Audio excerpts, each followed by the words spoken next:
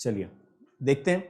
देखो जैसा कि नाम में दिख रहा है DFT, तो बहुत ध्यान से सुनना सारी बातें मेरी, वन बाय वन हम लोग एक एक चीज़ डिस्कस करते हैं, बहुत क्लियरली डिस्कस करते हैं।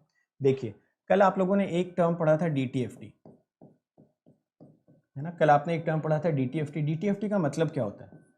DTFT का अगर आप फुल फॉर्म नोटिस करते हैं तो ये था डिस्क्रीट टाइम फूरियर ट्रांसफॉर्म। ध्यान से सुनना सारी बातें। इसका फुल फॉर्म था डिस्क्रीट टाइम फूरियर ट्रांसफॉर्म। यहाँ पे अगर आप नोटिस करते हैं ना, अगर आप यहाँ पे नोटिस करते हैं तो डिस्क्रीट वर्ड स्पेसिफिकली किसके साथ जुड़ा हुआ था? टाइम के साथ, है ना। तो ये डिस्क्रीट वर्ड टाइम के साथ जुड़ा था, मतलब आप ये बोल रहे थे कि सर यहाँ पे ये तो डिस्क्रीट होगा, ये तो डिस्क्रीट होगा, बट जब मैं फ्रीक्वेंसी डोमेन में जा रहा था ना तो मुझे डिस्क्रीट नहीं मिल रहा था, बल्कि मुझे क्या मिल रहा था? कंटिन्यूअस। तो जब आप यहाँ से फ्रीक्वेंसी डोमेन में गए थे तो ये आपको मिल गया था कंटिन्यूअस। ऑब्वियसली पीरियोडिक तो था ही, तो पीरियोडिसिटी तो खैर थी ही थी, उसमें तो कोई डाउट ही नहीं। बट इंपॉर्टेंट बात ये था कि जब आप DTFT पढ़ रहे थे कल के केस में, तो उसमें डिस्क्रीट था क्या? DTFT के केस में जो डिस्क्रीट था वो कौन सी एक्सिस थी? टाइम एक्सिस थी। तो ये एक बड़ा इंपॉर्टेंट फैक्टर होता है। जबकि जब आप DFT पढ़ते हो तो DFT का फुल फॉर्म क्या होता है? पहले मैं आपको सिर्फ फुल फॉर्म समझाता हूँ, फिर मैं आपको बताऊंगा कि ये कैसे पहुँचते हैं यहाँ तक, और प्रॉपर्टीज़ पे आते हैं और प्रॉब्लम सॉल्विंग टेक्निक्स पे आते हैं बेसिकली। डिस्क्रीट फूरियर ट्रांसफॉर्म, ठीक है। इसका फुल फॉर्म ये, यहाँ पे आप देख रहे होगे ना डिस्क्रीट के साथ कुछ लिखा नहीं है, सिर्फ डिस्क्रीट लिखा हुआ है। असल में जो DFT होता है ना उसका पूरा फुल फॉर्म ये होता है discrete time plus discrete frequency, discrete frequency Fourier transform. तो जो यहाँ पे डिस्क्रीट वर्ड होता है ना, ये डिस्क्रीट असल में टाइम और फ्रीक्वेंसी दोनों के लिए होता है। तो कितने लोगों को ये बेसिक डिफरेंस समझ आया कि DTFT और DFT में सबसे बेसिक डिफरेंस क्या है? DTFT में आप नोटिस करिए यहाँ पे डिस्क्रीट के साथ स्पेसिफिकली उसने टाइम लिखा हुआ है, इसका मतलब यहाँ पे टाइम डिस्क्रीट है, फ्रीक्वेंसी कंटिन्यूअस होता है। और कल हम लोगों ने देखा भी था कि 2 पाई की पीरियोडिसिटी आपकी हमेशा DTFT में आ जाती थी। बिल्कुल सही बात है। और DFT में आप देख रहे होगे सिर्फ डिस्क्रीट लिखा है, बाकी ये फूरियर ट्रांसफॉर्म तो नाम है। यहाँ पे जो डिस्क्रीट वर्ड आपका अटैच होता है ना, ये टाइम के साथ और फ्रीक्वेंसी दोनों के साथ अटैच होता है। मतलब जब भी आप DFT की चर्चा करेंगे तो DFT में आपका टाइम डोमेन सिग्नल तो डिस्क्रीट रहेगा ही रहेगा, बट साथ के साथ जो फ्रीक्वेंसी डोमेन सिग्नल है वो भी कैसा रहने वाला है? डिस्क्रीट रहेगा। समझ आ गया सभी लोगों को? चेक करिए और बताइए। तो अगर ये पॉइंट समझ में आ गया तो इसके आगे का डिस्कशन मैं आपको समझाता हूँ। चलो देखो इसके आगे हम लोग क्या डिस्कस कर सकते हैं, ये देखिए। सपोज आपने एक x ऑफ n सिग्नल लिया, ये मिला आपको x e⁻j ओमेगा। ये जो x ऑफ n सिग्नल आप ले रहे हो ना, ये सिग्नल कैसा है? डिस्क्रीट, ठीक है। और ये सिग्नल कैसा है? This is continuous. तो ये सिग्नल आपको मिल गया कंटिन्यूअस। अब ये डिस्क्रीट सिग्नल कैसे मिला होगा? आपने किसी x ऑफ t सिग्नल की क्या करी होगी? सैम्पलिंग, है ना। तो इस सिग्नल की आपने की होगी सैम्पलिंग, तो आपको ये डिस्क्रीट सिग्नल मिल गया होगा। अब आपको क्या करना है? इस कंटिन्यूअस सिग्नल को वापस से डिस्क्रीट बनाना है, तो आप इसकी भी सैम्पलिंग करोगे। इसकी सैम्पलिंग करने के लिए ओमेगा की वैल्यू कुछ पुट करोगे, और यहाँ पे ओमेगा की वैल्यू पुट कर दी जाती है 2 pi by capital N into k, where k changes from 0 1 two up to some n-1। तो जब आप इसकी सैम्पलिंग करते हो तो ये सैम्पलिंग से आपको मिलता है सम फंक्शन ऑफ के। देखो यहाँ पे ये फंक्शन ऑफ ओमेगा था, इस ओमेगा को आपने बना दिया फंक्शन ऑफ के, इसको मैंने लिख दिया एक्स ऑफ के। अब जो यही एक्स ऑफ के आता है ना, इनके बीच में और इनके बीच में जो रिलेशन होता है, ये रिलेशन कहलाता है DFT। ये होता है DTFT। पहले तो ये डायग्राम समझो, फिर अगला डायग्राम मैं आपको समझाता हूँ। तो एक सिंपल सा रिलेशन मैंने बताया, आपके पास एक एक्स ऑफ टी सिग्नल था, उसको आपने सैम्पल करके बना दिया x of n. X of n का आपने DTFT निकाला, जो कि कल की क्लास में आप पढ़ चुके हो, तो आपको मिला एक्स e⁻j ओमेगा। ये था कंटिन्यूअस, आपने इसकी भी सैम्पलिंग कर दी, तो ये सिग्नल कैसा मिल गया? डिस्क्रीट। मैं लिख भी देता हूँ, continuous in frequency and it is discrete in frequency, ठीक है। तो आई होप ये सारे के सारे पॉइंट्स आप सभी लोगों को क्लियर हुए।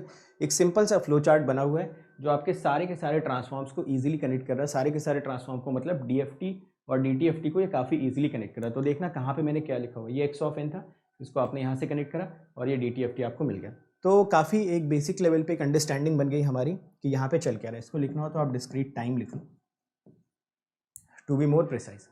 How many of you are able to understand this point?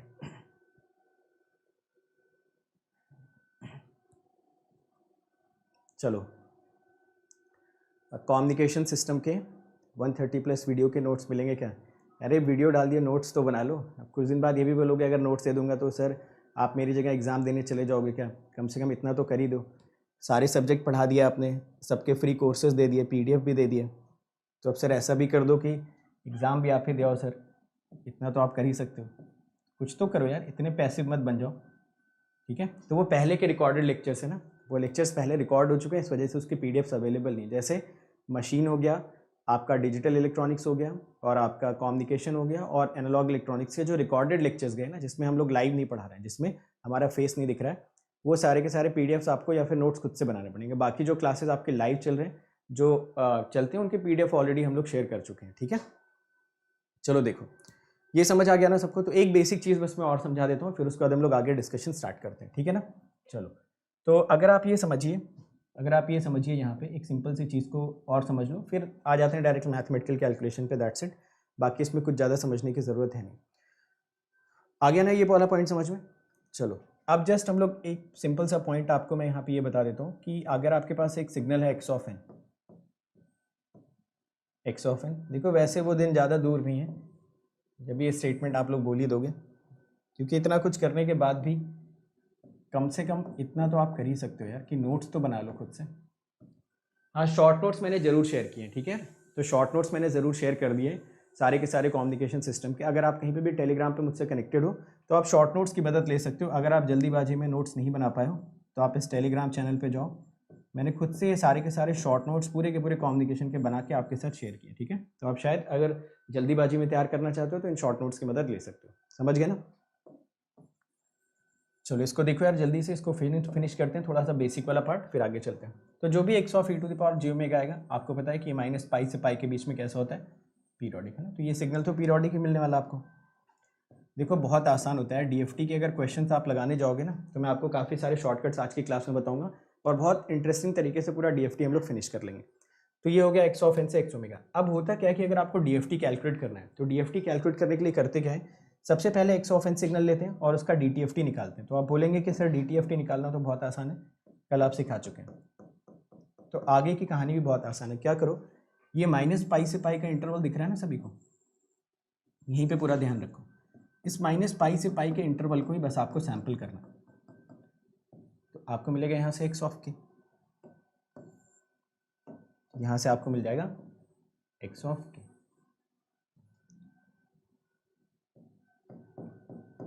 तो मैं क्या बोल रहा हूँ कि सबसे पहले DTFT कैलकुलेट करो। DTFT कैलकुलेट करने के बाद यहाँ से यहाँ तक आप क्या करो ना, इसके n सैंपल्स ले लो। इसके कितने सैंपल्स लेने आपको? n सैंपल्स टोटल यहाँ से यहाँ तक लेने, ठीक है ना? तो अगर आप इसकी सैम्पलिंग करोगे तो ये दिखने में कुछ ऐसा लगेगा, एक सैंपल यहाँ पे, ये फ्रीक्वेंसी डोमेन में चल रही सैम्पलिंग, यहाँ पे एक सैंपल, यहाँ पे, यहाँ पे, यहाँ पे, काइंड ऑफ, ठीक है? तो ये सारे के सारे samples x of k to k। और ये देखो अगर आप पीरियड मेंशन करोगे ना, तो ये पीरियड कहाँ से कहाँ तक का आपको दिख रहा है, -π से π तक के पीरियड को आप सैंपल कर रहे हो। तो आप आगे बोलोगे कि सर अगर -π से π तक का पीरियड सैंपल किया तो आगे वाले पीरियड भी तो सैंपल हो जाएंगे। बिल्कुल मैं एग्री कर रहा हूँ, आगे वाले पीरियड भी सैंपल हो जाएंगे, बट हमें ज़रूरत नहीं है, क्योंकि अगर आपका xe⁻j पीरियोडिक है तो x ऑफ k भी तो पीरियोडिक हो जाएगा। अब जरा सोच समझ के मुझे बताना, अगर आप यहाँ पे 2π के पीरियड से इस पैटर्न को रिपीट कर रहे हो तो यहाँ पे किस ड्यूरेशन से ये पीरियड रिपीट होना चाहिए? ये था कंटिन्यूअस, तो यहाँ पे टाइम पीरियड कितना आपने मेंशन कर दिया, 2π। ये था डिस्क्रीट, तो यहाँ पे टाइम पीरियड कितना मेंशन कर दोगे, n, क्योंकि आप बोल रहे हो कि मैं 2π में n सैंपल्स ले रहा हूँ, फिर बार बार यही n सैंपल्स रिपीट करते जाएंगे। तो यहाँ से इस बात की भी एक तरीके से वेरिफिकेशन हो जाती है कि जो आपके DFTs होते हैं वो हमेशा कैसे होते हैं, they are always periodic in frequency. तो ये फ्रीक्वेंसी में पीरियोडिक भी होंगे, बाकी डिस्क्रीट तो हम लोगों ने बनाई दिया। तो जब भी आप DFT कैलकुलेट करते हो, डिस्क्रीट फूरियर ट्रांसफॉर्म, तो डिस्क्रीट फूरियर ट्रांसफॉर्म का मतलब आपके पास एक डिस्क्रीट टाइम सिग्नल है, आप उससे एक डिस्क्रीट फ्रीक्वेंसी सिग्नल जनरेट करना चाहते हो। तो आप डिस्क्रीट टाइम से डिस्क्रीट फ्रीक्वेंसी में जाना चाहते हो, बट जो डिस्क्रीट फ्रीक्वेंसी आपको मिलेगी वो आपको साथ के साथ पीरियोडिक भी मिल जाएगी। तो एक बार ये सभी लोग कंफर्म करो, क्या ये पॉइंट सबको समझ में आ गया? Everyone is understanding this point?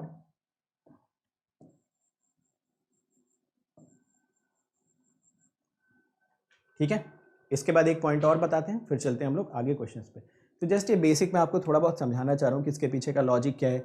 X of N था, आपने इसका DTFT निकाला, कंटिन्यूस इन फ्रीक्वेंसी 2 पाई के पीरियड से कंटिन्यूटी दिख रही है इसकी, है ना। फिर आपने इसको सिंपली क्या कर दिया, सैम्पल कर दिया।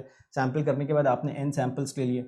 n सैम्पल्स अगर इक्वली आपने डिस्ट्रीब्यूट किए तो आप मुझे बता सकते हो हर एक सैम्पल के बीच की गैपिंग कितनी आएगी। यही तो गैप आना चाहिए, है ना। तो ये 2 पाई का पीरियड, तो गैपिंग आपको मिल जाएगी 2 पाई के। और जो फ्रीक्वेंसीज का नोटिफिकेशन आएगा वो कितना कितना आ जाएगा। अगर मैं मान लो इन फ्रीक्वेंसीज को लिखना चाहता तो आप इसको कैसे लिखते, 2 pi by n into k, है ना, where k is varying from where 0 to n-1। बस ये बेसिक एक बार आप समझ लो ना, तो फॉर्मुलेज वगैरह में आप घबराओगे नहीं। कहने का मतलब ये कि इस वाली फ्रीक्वेंसी को मैं क्या बोलना चाहता हूँ, ओमेगा नॉट, और इस वाली फ्रीक्वेंसी को मैं क्या बोलना चाहता हूँ, ओमेगा n-1। ठीक, तो अगर आप ये बेसिक समझ पाते हो ना, तो मतलब अगर आप मुझसे पूछोगे सारे ट्रांसफॉर्म में सबसे आसान कौन है, तो मैं बोलूँगा DFT, क्योंकि एक तो इससे क्वेश्चन आता नहीं है, और क्वेश्चन आता भी तो बिल्कुल स्ट्रेट फॉरवर्ड सीधा सीधा क्वेश्चन आता है, बट बस आपको क्वेश्चन लगाना आना चाहिए। तो मैं आपको सिखाऊंगा धीरे धीरे क्वेश्चन कैसे लगाते हैं, बट ये थोड़ा बहुत अगर बेसिक दिमाग में रखोगे कि चलो आपने सोचा कि चलो ठीक है यार, एक एक्स ऑफ एन दे रखा है, DTFT तो हमें निकालना आता है, वो 2 पाई से पीरियोडिक होगा, तो हम क्या करेंगे, -पाई से पाई तक वाला हिस्सा उसका पकड़ लेंगे और उसको कर देंगे क्या, सैम्पल। जो हम उसको सैम्पल कर देंगे तो वो वाला जो सेगमेंट था वो एक डिस्क्रीट हॉरिजॉन्टल एक्सिस में कन्वर्ट हो जाएगा। अब जो डिस्क्रीट हॉरिजॉन्टल एक्सिस हमने रख रखी है उसको भी हम बोल देते हैं कि चलो जो 2 पाई का पूरा पीरियड था उसको मैंने n इक्वली सैम्पल्ड स्पेस में डिवाइड कर दिया। तो जब मैंने 2 पाई के पीरियड को n बराबर हिस्सों में डिवाइड किया तो हर दो पीरियड्स के बीच में गैप कितना आ गया, 2 पाई बाई n। और अगर मुझे नोटेशन देना होता हर एक फ्रीक्वेंसीज का तो मैं नोटेशन वाइज दे देता, इसको ओमेगा नॉट और इसको ओमेगा नॉट n-1। यही हो गया अपना DFT, है ना। चलिए अब जरा एक लास्ट पॉइंट और चेक कर लेते हैं और फिर हम लोग यहाँ से आगे चलते हैं। यानी कि आपने ये तो कंफर्म कर दिया यार कि एक्स ऑफ के जो होगा डिस्क्रीट होगा, है ना, और पीरियोडिक होगा, इसमें तो कोई डाउट ही नहीं, ये डिस्क्रीट होगा और पीरियोडिक होगा। तो आप मुझे बताना इसका इन्वर्स क्या होगा, मतलब जो भी एक्स ऑफ एन यहाँ पे एग्जिस्ट करेंगे ये क्या होने चाहिए। तो आप बोलोगे ये पीरियोडिक है, तो पीरियोडिक नेचर कन्वर्ट हो जाएगा डिस्क्रीट, और ये डिस्क्रीट नेचर कन्वर्ट हो जाएगा पीरियोडिक। अब मैं अपनी फाइनल बात बोलना चाहता हूँ। अब जरा मेरी बात ध्यान से सुनिए, जब भी आपको कोई भी एक एक्स ऑफ एन दिया होगा जो कि पीरियोडिक इन नेचर होगा, तो उस एक्स ऑफ एन का एक पीरियड आप बाहर निकालेंगे और उस एक पीरियड का DFT कैलकुलेट करेंगे। उस एक पीरियड के DFT से आपको एक्स ऑफ के का भी एक पीरियड मिल जाएगा, और इन दोनों के बीच में आप सिंपल सा रिलेशन ऐसे बोल सकते हो कि अगर मेरा एक्स ऑफ एन एक डिस्क्रीट और पीरियोडिक सिग्नल है तो एक्स ऑफ के भी एक डिस्क्रीट और पीरियोडिक सिग्नल होगा अगर मैं उसका DFT कैलकुलेट करता हूँ तो कोई किसी भी फाइनाइट ड्यूरेशन के सिग्नल का अगर आप DFT कैलकुलेट करना चाहते हैं तो असल में जो फाइनाइट ड्यूरेशन होती है ना, वो एक टाइम पीरियड का डेटा आपको दिया होता है। जनरली आप DFT के क्वेश्चंस में देखते होंगे 4 point DFT, 3 point DFT, 8 point DFT। तो इसका मतलब होता है कि उसने आपको एक टाइम पीरियड का डेटा दे रखा है, एक टाइम पीरियड का डेटा उठाइए वहां से और उससे एक्स ऑफ के कैलकुलेट कर लो in the same time period. दोनों ही जगह पे आपको बस ये इंश्योर करना है कि अगर आपने टाइम डोमेन में एक टाइम पीरियड लिया तो एक्स ऑफ के में भी जो आंसर आएगा वो एक टाइम पीरियड का ही आएगा। समझ गए ना सभी लोग इस पॉइंट को? चेक करिए और बताइए। इतना बेसिक अगर आप समझ पाते हो तो आपको DFT में कोई प्रॉब्लम होने वाली नहीं, बाकी सब मैथमेटिक्स है, ठीक है। Everything else is mathematics. मैं फिर से दिखा देता हूँ, एक्स ऑफ टी सिग्नल को सैम्पल करके एक्स ऑफ एन बनाया, DTFT लिया, इसको सैम्पल कर दिया, सैम्पलिंग फ्रीक्वेंसी मैंने डाल दी 2 पाई बाई एन कैपिटल के, ठीक है, ये मैंने डाल दी। अभी यहाँ पे आपको ये उतना ज़्यादा नहीं समझ में आया कि सर ये आपने ओमेगा को ऐसा कैसे पुट कर दिया, तो मैंने वही बोला कि थोड़ा रुको मैं समझाता हूँ। फिर मैंने आपको थोड़ा ग्राफिकली भी समझाया, ग्राफ से भी आपको समझ आया कि अच्छा हाँ थोड़ा थोड़ा समझ आ रहा है, साथ के साथ मैंने लास्ट में ये पॉइंट भी कंक्लूड कर दिया। तो फाइनली आपको याद क्या होना चाहिए, फाइनली आपको ये याद होना चाहिए कि अगर आपके पास कोई भी पीरियोडिक और डिस्क्रीट सिग्नल है और आपको उसका डोमेन भी पीरियोडिक और डिस्क्रीट रखना है, तो जो टूल आपके पास प्रेजेंट होता है उसी टूल को आप बोलते हैं DFT। एग्जाम में जो आपको डेटा दिया रहता है वो पीरियोडिक सिग्नल के एक पीरियड का डेटा दिया रहता है, उससे आप सिंपली DFT कैलकुलेट करो, वो भी DFT का एक पीरियड आपको देता है निकाल के। समझ गए ना सभी लोग इस पॉइंट को? ठीक है, चलो तो अब देखो इसी को बोलते हैं DFT। तो शॉर्ट फॉर्म में इसी को क्या बोल देते हैं, DFT, ठीक है। तो DFT का मतलब होता है discrete in time, discrete in frequency. चलो अब फॉर्मुलेस वगैरह पे आ जाते हैं। एन पॉइंट DFT का मतलब क्या होगा, गिवन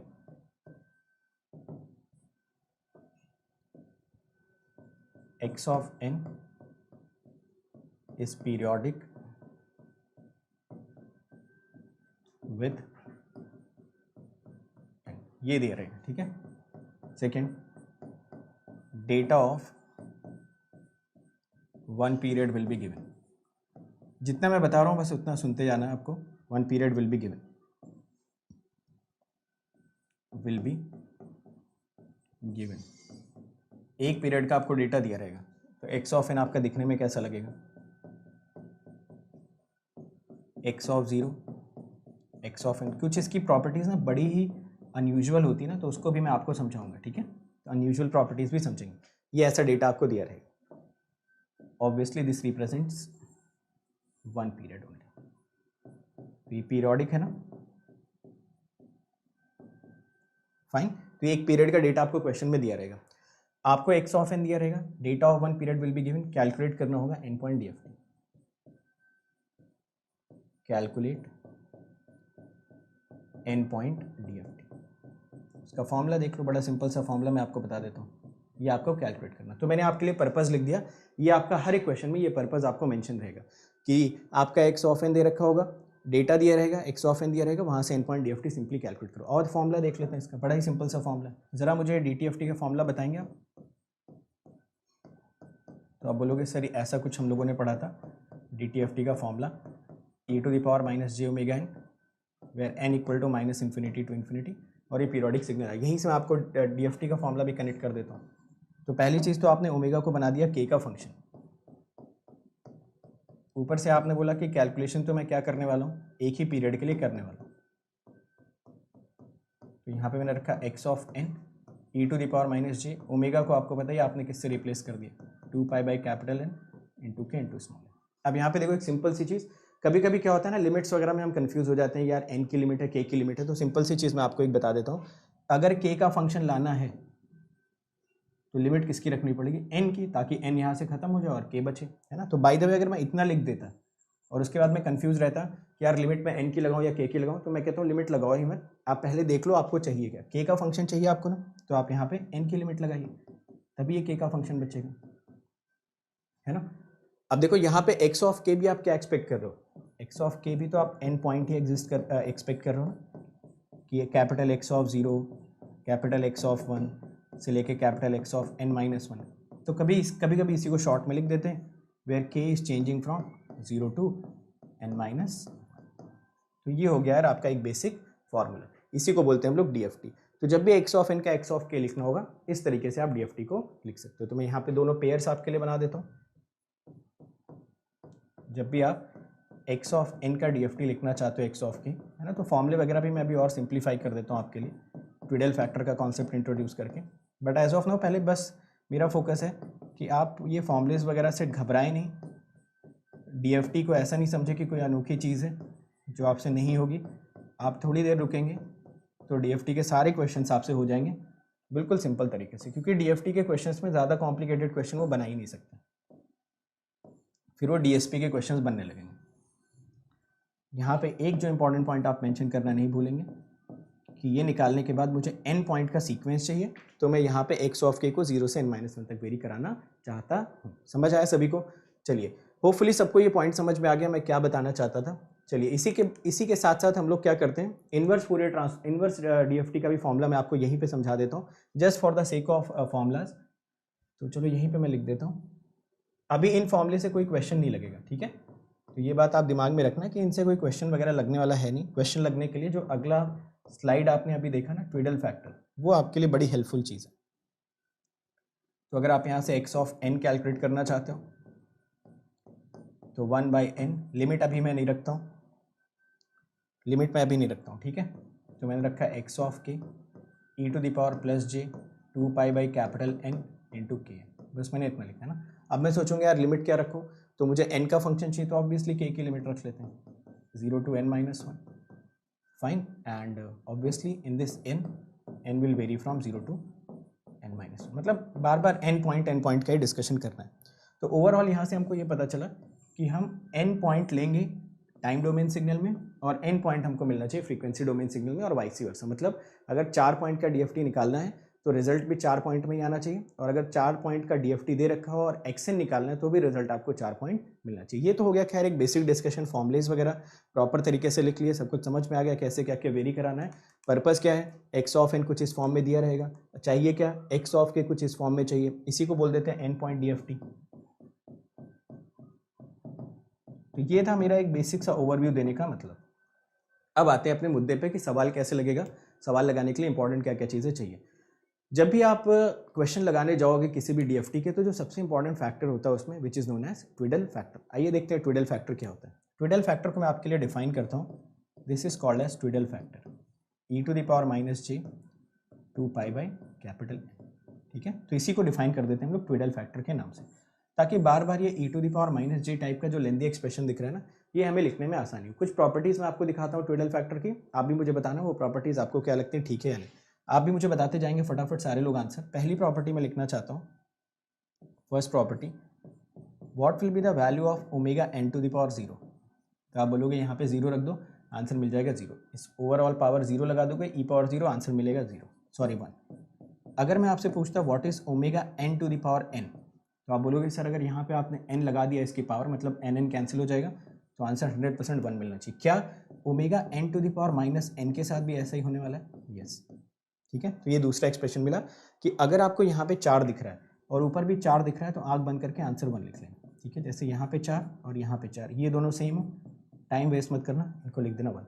अगर यहाँ पे लिखा हो 2000, यहाँ पे भी लिखा हो 2000, तो आंख बंद करना, आंसर इमीडिएटली कैलकुलेट करके लिख देना 1। सेकेंड थर्ड प्रॉपर्टी देखिए इसकी, अगर मान लो मैं ω(n) की पावर कर देता हूँ n/2, तो कितना मिलेगा? तो इसमें n/2 से मल्टीप्लाई करो, j π मिल जाएगा, j π की वैल्यू होती है (-1). क्या ω(n⁻) -n/2 के साथ भी ऐसा ही होगा? बिल्कुल। मतलब अगर किसी भी क्वेश्चन में आपको इन दोनों के बीच में आधे का रेशियो दिखता है, सपोज मैंने ऐसा कुछ लिखा, तो मैं ज़्यादा टाइम वेस्ट नहीं करूंगा, मैं आंसर इमीडिएटली लिख दूंगा -1। ठीक है, तो जस्ट मैंने यहाँ पे चेक किया, ये 8 था, ये 4 था, अगर इनके बीच में हाफ का रिलेशन है, इमीडिएटली आंसर आप कितना लिखने वाले हैं? -n। कितने लोगों को ये 3 प्रॉपर्टीज समझ में आ गई? बाकी सारी प्रॉपर्टीज इन्हीं का एक्सटेंशन है। ठीक है, तो एक बार ये मुझे कंफर्म कर दो सभी लोग कि ये 3 प्रॉपर्टीज आपको समझ में आ गई। तो मैं जिस इसी को एक्सटेंड करके आपको कुछ इंपॉर्टेंट प्रॉपर्टीज और बताना चाहता हूँ, समझ गए? आया? सैम्पलिंग यार मैंने बता दिया था, स्पेशल क्लास से अटेंड कर लो, है ना, क्योंकि सैम्पलिंग मैं चाहता हूँ कि आप पूरा डिटेल में कवर करें, because sampling is a very broad topic. तो स्पेशल क्लास में फ्री में मैंने करा रखा है, आप जाइए वहाँ पे, अगर आपके पास लर्निंग ऐप नहीं है तो डाउनलोड कर लो, और डाउनलोड करके उसमें विशाल गेट कूपन कोड लगा के एंट्री ले लेना। वहाँ पे मैंने बहुत सारे क्वेश्चंस भी करा रखे हैं, ठीक है, तो आप वहाँ से जाके अटेंड कर लो, बहुत सिस्टमैटिकली स्ट्रक्चर्ड वहाँ पे भी कराया। चलो चौथी प्रॉपर्टी देख लो। तो बाकी सारी प्रॉपर्टीज़ ना इन्हीं का एक्सटेंशन, जैसे कि मान लो कभी कभी ना आपको ऐसा देखने को मिलेगा, कभी कभी आपको ऐसा भी देखने को मिलेगा,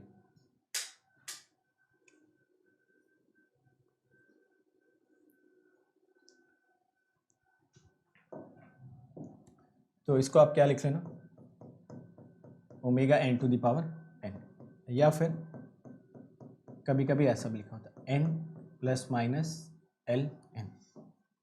where l is an integer. ठीक है, where l belongs to integer. ठीक है, तो ये एक इसका एक्सटेंशन होता है। जाहिर सी बात है कि ω(n⁻n) तो रह ही जाएगा, ω(n⁻N) आपको दिखेगा तो उसकी वैल्यू 1 हो जाने वाली। वैसे ही पांचवी प्रॉपर्टी अगर मैं लिखूँ यहाँ पे, अब ω(n⁻n + n/2, n +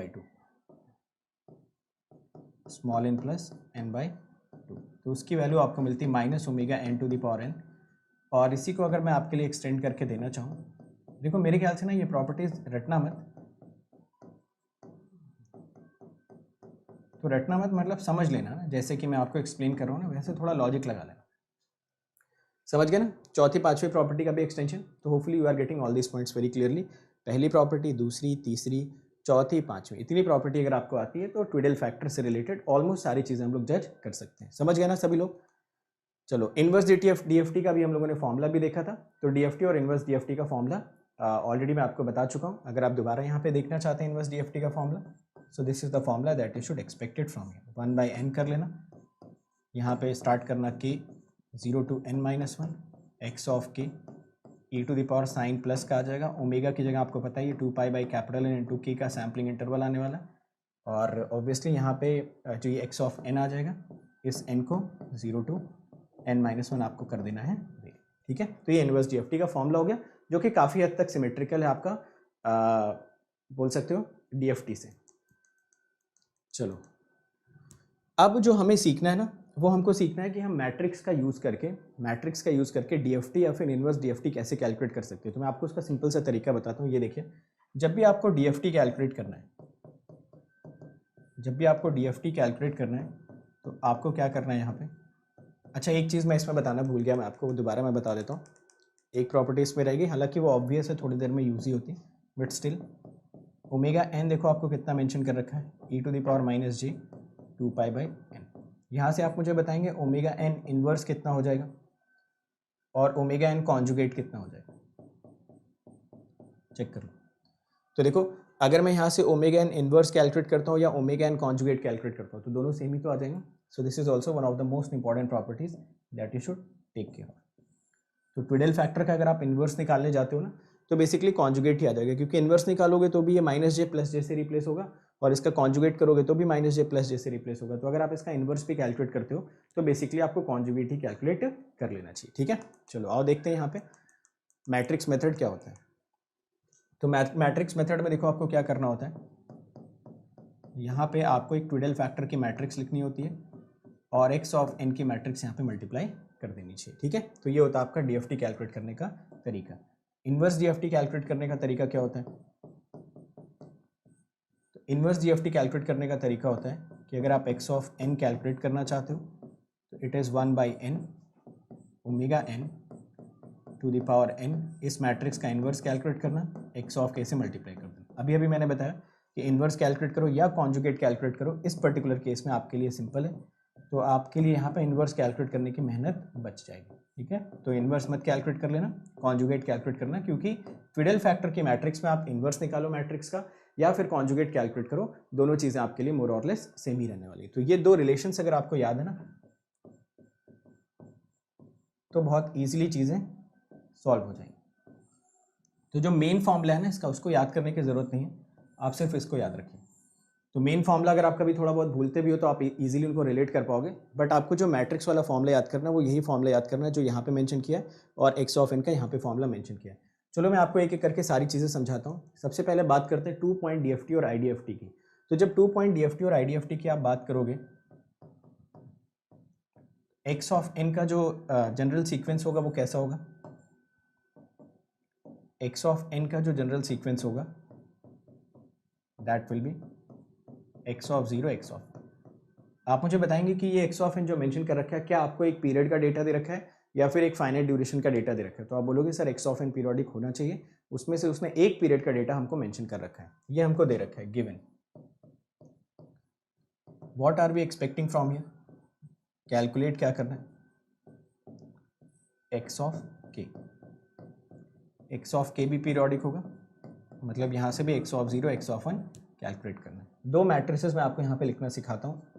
पहली matrix x of 0 x of 1, आपने बोला था यहाँ पे ओमेगा की एक मैट्रिक्स लिख देना और यहाँ पे x ऑफ 0 से मल्टीप्लाई कर देंगे, तो ये हो गया x of 0 x of 1 small 1। समझ आ गया सभी को?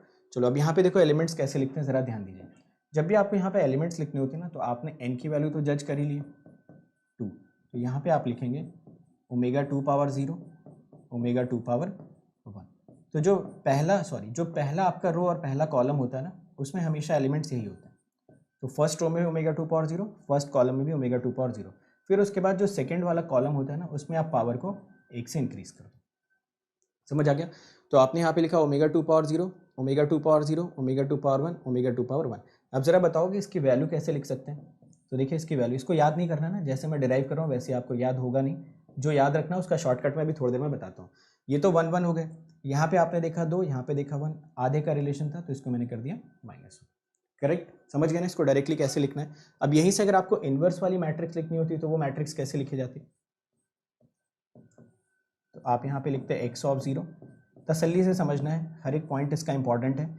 अगर एक भी क्वेश्चन आ गया, और देखो ज़्यादातर लोग DFT जैसे टॉपिक छोड़ के जाते हैं और क्वेश्चन आता बिल्कुल सिंपल, बहुत ही सिंपल क्वेश्चन एग्जाम में पूछा जाता है।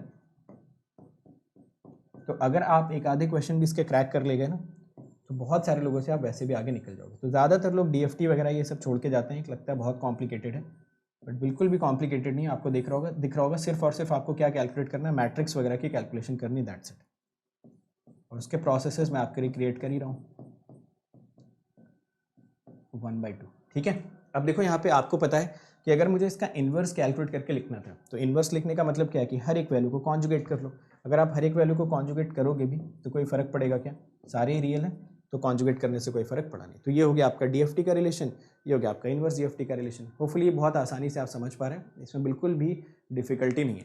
तो जस्ट ये दोनों पॉइंट्स अगर आप समझ पाएँ तो मुझे बताना, फिर मैं आपको आगे समझाता हूँ और आगे का डिस्कशन हम लोग कंटिन्यू करते हैं, ठीक है। अच्छा, अगर मुझसे कोई पूछता है यहाँ पे कि सर n की वैल्यू कहाँ से कहाँ वेरी करेगी, तो मैं बोल देता 0 से 1, और k की वैल्यू कहाँ से कहाँ वेरी करेगी, तो मैं बोल देता 0 to 1, है ना, क्योंकि n की वैल्यू कितनी थी 2, तो आपको पता ही चाहे n लिखो चाहे k लिखो वो 0 to n-1 वेरी करने वाले। पर बेटर ऑप्शन ये क्या है कि हमने डायरेक्टली मैट्रिक्स ही लिख दी, तो यहाँ पे हमने स्मॉल x वाली मैट्रिक्स लिख दी और यहाँ पे कैपिटल X वाली मैट्रिक्स लिख दी, ठीक है, चलेगा यहाँ तक। चलो 3 पॉइंट पे आ जाओ, फटाफट चलते रहो। अब चीज़ें हो चुकी है अपने लिए बहुत ज़्यादा ईजी। चलिए, तो हमसे किसी ने पूछा कि 3 पॉइंट की बात करिए, तो मैं फिर से वही करूँगा कि सवाल में मुझे क्या दिया रहेगा, सवाल में तो मुझे 3 पॉइंट दिए रहेंगे कि यार इनका DFT निकाल के बताओ। फिर मेरे दिमाग में पहली चीज़ आनी चाहिए कि ये जो डेटा दे रखा है क्या ये फाइनाइट ड्यूरेशन का डेटा है या फिर ये डेटा किसी एक पीरियड का दे रखा है। तो मैं अपने दिमाग में पहले अपने आप को कन्विंस करूँगा ये फाइनाइट ड्यूरेशन का डेटा नहीं, बल्कि शायद कोई पीरियोडिक सिग्नल रहा होगा और उसका एक पीरियड का डेटा उसने हमको मेंशन कर रखा होगा और एक पीरियड की वैल्यू कितनी हो जाएगी 3, ठीक है। फिर अगर ये 3 पॉइंट है तो x ऑफ k पे भी अपनी एक्सपेक्टेशन रहेगी कि आप 3 पॉइंट ये ढूंढ के कहीं से भी निकाल लें। अब इनको निकालने के लिए मैं कोई फॉर्मूला लगाने वाला नहीं हूँ, अब मुझे चाहिए मैट्रिक्स। अब मैट्रिक्स कैसे कैलकुलेट होगी, आइए ज़रा देखिए। पहला x of 0, x of 1, x of 2, जहाँ पे शॉर्टकट चाहिए होगा वहाँ पे शॉर्टकट भी बताऊंगा, अगले वाले में शॉर्टकट याद करना है, ठीक है। चलो, तो मैं लिखना क्या शुरू करूँगा, n की वैल्यू मुझे मिल रही 3, तो मैं वही लिखूँगा पहले वाले रो और पहले कॉलम में omega 3 power 0, omega 3 power 0, omega 3 power 0, यहाँ पे भी ओमेगा 3 पावर 0, ओमेगा 3 पावर 0। इतना काम तो अपना हो गया कंप्लीट। अब आइए ज़रा देखते हैं इसके बाद क्या कर सकते हैं। फिर उसके बाद यहाँ पे ना पावर्स को 1-1 के रेशियो में बढ़ाओ, मतलब 0 था तो 1 कर दिया, फिर उसके बाद 2 कर दिया, यहाँ पे 2-2 के मल्टीपल्स पे बढ़ा लो, इसको स्क्वायर कर दिया और इसको कर दिया 4। समझ आया सभी को, एवरीवन? ज़रा इसकी वैल्यू बता सकते हो कितनी आ जाएगी इसकी? तो आप बोलेंगे सर इसको आप ऐसा भी तो लिख ही सकते थे, ओमेगा 3 + 1, ओमेगा 3 चला जाता, अल्टीमेटली ये वैल्यू आपको मिल जाती ओमेगा 3 पावर 1, ठीक है। ओमेगा 3 की एज सच वैल्यू कितनी हो जाएगी, तो आपको पता है कि ओमेगा 3 विल बिकम e⁻j 2π/3। तो अगर आपको कभी इसकी निकालने की नौबत आती है तो ओमेगा 3 को आप हर जगह पे इससे रिप्लेस कर देना। ओमेगा n तो याद है ना, अभी मैंने बताया था ट्विडल फैक्टर आप लोगों को। सबसे इजी ट्रांसफॉर्म जो होता है वो होता है DFT, एज लॉन्ग एज हम सिग्नल्स के लिए पढ़ रहे हैं, ठीक है। अगर ये DSP में चले जाओगे तो थोड़ा बहुत कॉम्प्लिकेट तो होता ही होता है, बट हमें सिग्नल्स में बहुत सिंपल तरीके से पढ़ना है, बहुत ईजिली हम सारी चीज़ें कनेक्ट कर सकते हैं, समझ गए। तो ये ओमेगा n था, 3 डाला।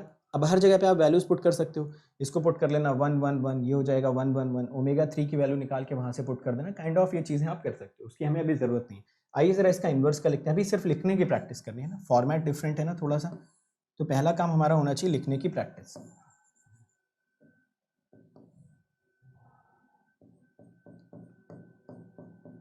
तो पहला काम अपना होना चाहिए इसको लिखने की प्रैक्टिस, ठीक है। चलो, ये तो बात हो गई थी DTFT की। इन्वर्स की बात करते हैं। इन्वर्स निकालने के लिए आप वही काम करने वाले हो, x of 0, x of 1, x of 2। 3 point DFT था तो पहला लगाया 1/3। इन्वर्स लिखने की बात हो रही थी तो हमको पता है इन्वर्स लिखें या कॉन्जुगेट करें, बात तो अपने लिए सेम ही है। यहाँ पे हम लिख सकते हैं x of 0, capital X of 1, capital X of 2। समझ गए? चलो, अब यहाँ पे क्या करना है, इसका या तो कॉन्जुगेट लिखो या तो इन्वर्स लिखो, बात तो अपने लिए सेम ही है ना। तो मैं क्या करूँगा, ऑलमोस्ट सारी चीज़ें कॉपी कर दूंगा, जो जो कॉम्प्लेक्स दिख रहे हैं उसको मैं क्या करूँगा, कॉन्जुगेट लगा दूंगा। तो ये तो कुछ फर्क पड़ेगा नहीं 1 1 1 पे। यहाँ पे मुझे दिख रहा है कि ओमेगा 3 पावर 1, इसका कॉन्जुगेट ले लूँगा, ओमेगा 3 पावर 2, इसका कॉन्जुगेट ले लूँगा। समझ गए ना, मतलब कुछ इसमें है ही नहीं ऐसा कुछ कि जिससे आपको डर लगना चाहिए। यहाँ पे ओमेगा 3 स्क्वायर, मैं यहाँ पे 4 ही लिख रहा हूँ, ठीक है, आपको पता है बाद में उसको मॉडिफाई कर लो, कॉन्जुगेट कॉन्जुगेट कॉन्जुगेट कॉन्जुगेट, काम खत्म, समझ गए? तो ये काम खत्म आपका 3 पॉइंट DFT DTFT। अब इसमें क्या है, कुछ भी नहीं, कभी DFT पूछेगा तो ये लगा देना, DTFT पूछता, इन्वर्स DFT पूछता है तो ये फॉर्मूला लगा देना, इजीली कैलकुलेशन कर लेना, और बिल्कुल भी डिफिकल्ट नहीं है अगर आप चाहें तो। हाँ, यहाँ पे एक चीज़ ज़रूर हो सकती है कि अगर मुझसे पूछा जाता कि सर ये ओमेगा 3 वगैरह ऐसे लिखेंगे, इसकी वैल्यूज़ डालेंगे, तो ऑब्वियसली इनकी वैल्यूज़ डालोगे। वैल्यू कहाँ से मिलेगी, यहाँ से cos 2π/3 माइनस जे sin 2π/3। तो cos 2π/3 माइनस जे sin 2π/3 लगाइए, एक कॉम्प्लेक्स नंबर मिलेगा, उसको रखो, मल्टीप्लाई करो, आंसर निकालो। वो हम लोग करते रहेंगे, जब क्वेश्चन आएगा तो देखेंगे और डिटेल में। चलो, सबसे ज़्यादा जो पॉपुलर होता है और आपने भी सबसे ज़्यादा जिसका नाम सुना होगा वो होता है 4 पॉइंट DFT या 4 पॉइंट IDFT। फिर से वही क्या दे रखा होगा, x ऑफ n, ये क्वेश्चन में दे रखा होगा, ठीक है। फिर हम अपने दिमाग में सोचेंगे कि क्या यार ये फाइनाइट ड्यूरेशन है या किसी पीरियोडिक सिग्नल का एक पीरियड है, तो हमारे दिमाग में आंसर आना चाहिए कि यार ये तो किसी पीरियोडिक सिग्नल का एक टाइम पीरियड मेंशन कर रखा है। कैलकुलेट हमसे क्या करने बोलेगा, कैलकुलेट करने को बोलेगा x ऑफ के, मतलब ये 4 पॉइंट हमसे उम्मीद रखेगा कि ये 4 पॉइंट उसको हम कैसे भी कैलकुलेट करके दें। एक तो तरीका ये होता है कि या तो हम फॉर्मूला लगा देते हैं, बट उसमें हम ज़्यादा इंटरेस्टेड नहीं, क्योंकि हमें एक जैकपॉट मिल गया विच इज़ व्हाट, मैट्रिक्स। तो पहला वाला जो मैट्रिक्स यहाँ पे आएगा, यहाँ पे मैं आपको शॉर्टकट भी बताऊँगा, ठीक है, तो थोड़ा शॉर्टकट का वेट करिए। पहले तो मैं आपके लिए लिख ही दूँ, ज़्यादातर लोगों ने खुद ही लिख लिया होगा ये मैट्रिक्स। चलो, omega n to the power 0, omega n to the power, ये याद नहीं रखना, ठीक है, इसका मैं शॉर्टकट बताता हूँ, 1 मिनट बस रुक जाओ। Omega n to the power 0, यहाँ पे भी omega n to the power 0, omega n to the power 0, omega n to the power 0। पहला तो ऐसे ही रहता है, यहाँ पे पावर को 1 के पावर में बढ़ाओ, 1 2 3, यहाँ पे 2 के पावर में बढ़ाओ, 2 4 6, यहाँ पे 3 के पावर में बढ़ाओ, 3 6 9, ये बन गया मैट्रिक्स। n की वैल्यू रख लेना यहाँ पे 4, वो मैंने लिखा नहीं जानबूझ के, क्योंकि मैं आपको एक जनरल फॉर्मेट भी बताना चाहता था, ठीक है। तो n की वैल्यू रखेंगे 4, यहाँ पे क्या लिख लेना, small x 0, small x 1, small x 2, small x 3। Fine, शायद अगर मैं इसका इन्वर्स ना भी लिखूँ तो आप समझ जाओगे अब कि इसका इन्वर्स हमें लिखना कैसे चाहिए ना। तो अब मैं लिख भी नहीं रहा हूँ इसका, आपको पता है कि ये वाली चीज़ उठा के कॉलम इधर ले आऊँगा, ये कॉलम उठा के इधर ले आऊँगा, बीच में 1/4 से डिवाइड करेंगे, और जितने भी ओमेगा n दिख रहे हैं सब जगह पे कॉन्जुगेट लगा देंगे, बस इतना ही तो काम कर रहे हैं। तो हम इन्वर्स वाली मैट्रिक्स याद ही क्यों करें, हम सिंपल नॉर्मल DFT वाली मैट्रिक्स याद करेंगे। फिर हमें पता है बस कॉलम को इधर का उधर ही तो करना है, इस कॉलम को उठा के इधर ले आएंगे, इस कॉलम को उठा के इधर ले आएंगे, बीच में 1/4 से डिवाइड करेंगे, और जितने ओमेगा n दिख रहे होंगे सब पे लगा देंगे, कॉन्जुगेट हो गया काम अपना। बट जो 4 पॉइंट DFT की जो मैट्रिक्स होती है ना, उस मैट्रिक्स को अगर आप ओपन वगैरह करके सॉल्व करोगे तो एक बड़ी सिमेट्रिकल मैट्रिक्स आ जाती है। वो मैट्रिक्स मैं आपको डायरेक्टली याद करना सिखाता हूँ, आप उसको डायरेक्ट कैसे याद रखोगे, तो बहुत ध्यान से सुनना, दोबारा मैं नहीं बताऊंगा, एक बार बताऊंगा, एक बार में इसको समझना है, ठीक है, एक बार में पूरे कॉन्सेंट्रेशन से समझिए, आप कभी नहीं भूलेंगे इसको, इस वाली मैट्रिक्स को। जब आप इस पूरे को एक्सपैंड कर दोगे ना, तो देखो सबसे पहला फोकस रखो ना, first column third column, first row third row. क्या क्या बोला मैंने, पहला कॉलम तीसरा कॉलम, पहला रो तीसरा रो। आइए देखते हैं, पहला कॉलम 1 1 1 1, तीसरा कॉलम ऑल्टरनेट 1 -1। कोई दिक्कत किसी को, ये पहला कॉलम ये तीसरा कॉलम, यहाँ पे 4 1 लिखे, यहाँ पे ऑल्टरनेट 1 -1 1 -1। तो आप बोलोगे अभी तो आपने बोला तीसरे रो की बात करनी, ठीक है, तीसरे रो पे आ जाइए। तीसरे रो में देखो, first row 1 1 1, third row alternate -1 -1। कितने लोगों के लॉजिक समझ में आए, फर्स्ट कॉलम में 1 1 1 भर दिया, थर्ड कॉलम में 1 -1 -1 कर दिया, फर्स्ट रो में 1 1 1 भर दिया, थर्ड कॉलम में ऑल्टरनेट 1 -1 कर दिया। पहले तो इतना बताओ कितने लोगों को समझ आए, फिर मैं बाकी चीज़ें बताता हूँ, बाकी चीज़ें आप इमीडिएटली फिल कर लोगे। हाँ, इलेक्ट्रिकल के सिलेबस में है यार, ठीक है, इलेक्ट्रिकल के सिलेबस में है, तो मैं बहुत सिंपल तरीके से आपको समझा रहा हूँ। DFT बिल्कुल कॉम्प्लिकेट नहीं करना होता है, चाहे तो DFT बहुत कॉम्प्लिकेटेड तरीके से पढ़ाया जा सकता है, बट DFT बहुत आसानी से भी पढ़ाया जा सकता है, जैसा कि मैं आपको बता रहा हूँ। समझ गया ना सब लोग, कोई ऐसा है जिसको नहीं समझ आए, जल्दी जल्दी बोलो यार सभी लोग। Anyone who is not understanding this, clear सभी को, फाइन। चलो अब देखो क्या करना है, यहाँ तक समझ गए, बस अब ये वाला कोना पकड़ लेना, ये कोना, और यहाँ पे लिख देना -j, बस उसके बाद ऑल्टरनेट करते जाना, ये -j तो ये प्लस जे, ये माइनस जे तो ये प्लस जे, ये प्लस जे तो ये माइनस जे, है ना। तो ऑल्टरनेट बैलेंस कर लेना चीज़ों को। फिर से फटाफट एक बार लिखने की प्रैक्टिस करते हैं, फटाफट इस बार प्रैक्टिस करेंगे। पहला कॉलम, थर्ड कॉलम ऑल्टरनेट। अब बारी है पहले रो की, 4 1 भर दिए। थर्ड रो की -1 ये कोना पकड़ा, इसमें डाला माइनस जे, फिर ऑल्टरनेट प्लस माइनस कर दें, काम खत्म। याद रहेगा अब आजीवन, अब तो नहीं भूलोगे, ठीक है। तो ये मैंने आपको सिंपल सी मैट्रिक्स बता दी। अब ये मैट्रिक्स कभी आप भूलोगे नहीं, क्योंकि आपको मैंने तरीका समझा दिया, तो रटने की जरूरत ही नहीं। पहला कॉलम तीसरा कॉलम, पहला रो तीसरा रो, ये कोना पकड़ लेना, इस कोने में डालोगे क्या, माइनस जे डालना इस कोने में, तो आपके सारे के सारे आंसर हो जाएंगे करेक्ट। चेक करिए, कोई डाउट है तो बताइए, थोड़ा आप भी प्रैक्टिस कर लो, क्योंकि ये बहुत बार मैं यूज़ करूँगा आगे, ठीक है। तो ये मैट्रिक्स आपकी काफ़ी बार यूज़ होगी, ऑलमोस्ट सारे ही क्वेश्चंस में आपकी ये मैट्रिक्स यूज़ होगी, ठीक है। तो आइए फिर एक क्वेश्चन भी करते हैं, हम लोग इसी पे बेस्ड।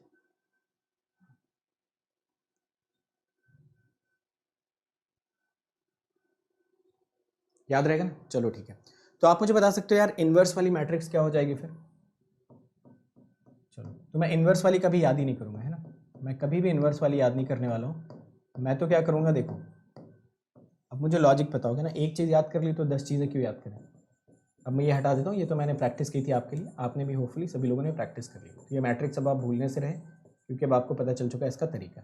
अब देखो कोई मुझसे पूछता है इन्वर्स निकालो, तो मैं उठा के इसको ले आऊँगा इधर, ये लो,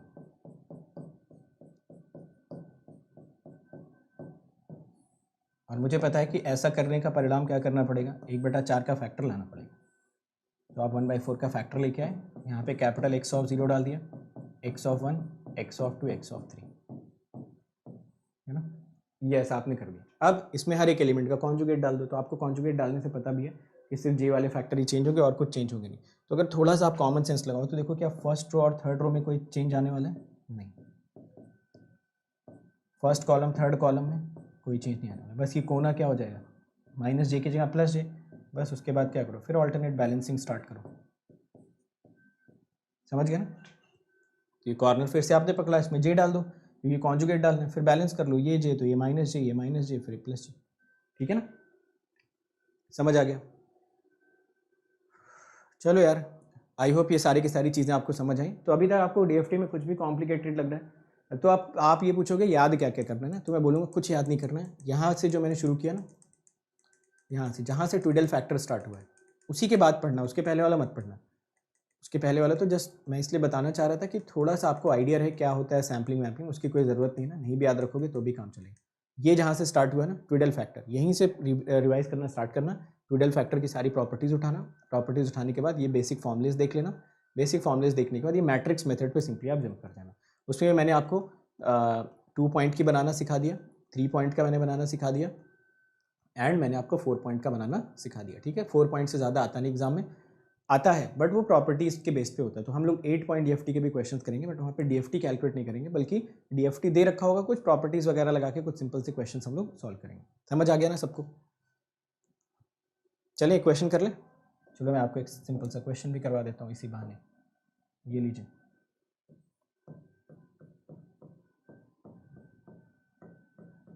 तो मैं जितने लोगों से जो जो पूछूंगा ना, आप मुझे आंसर भी बताना।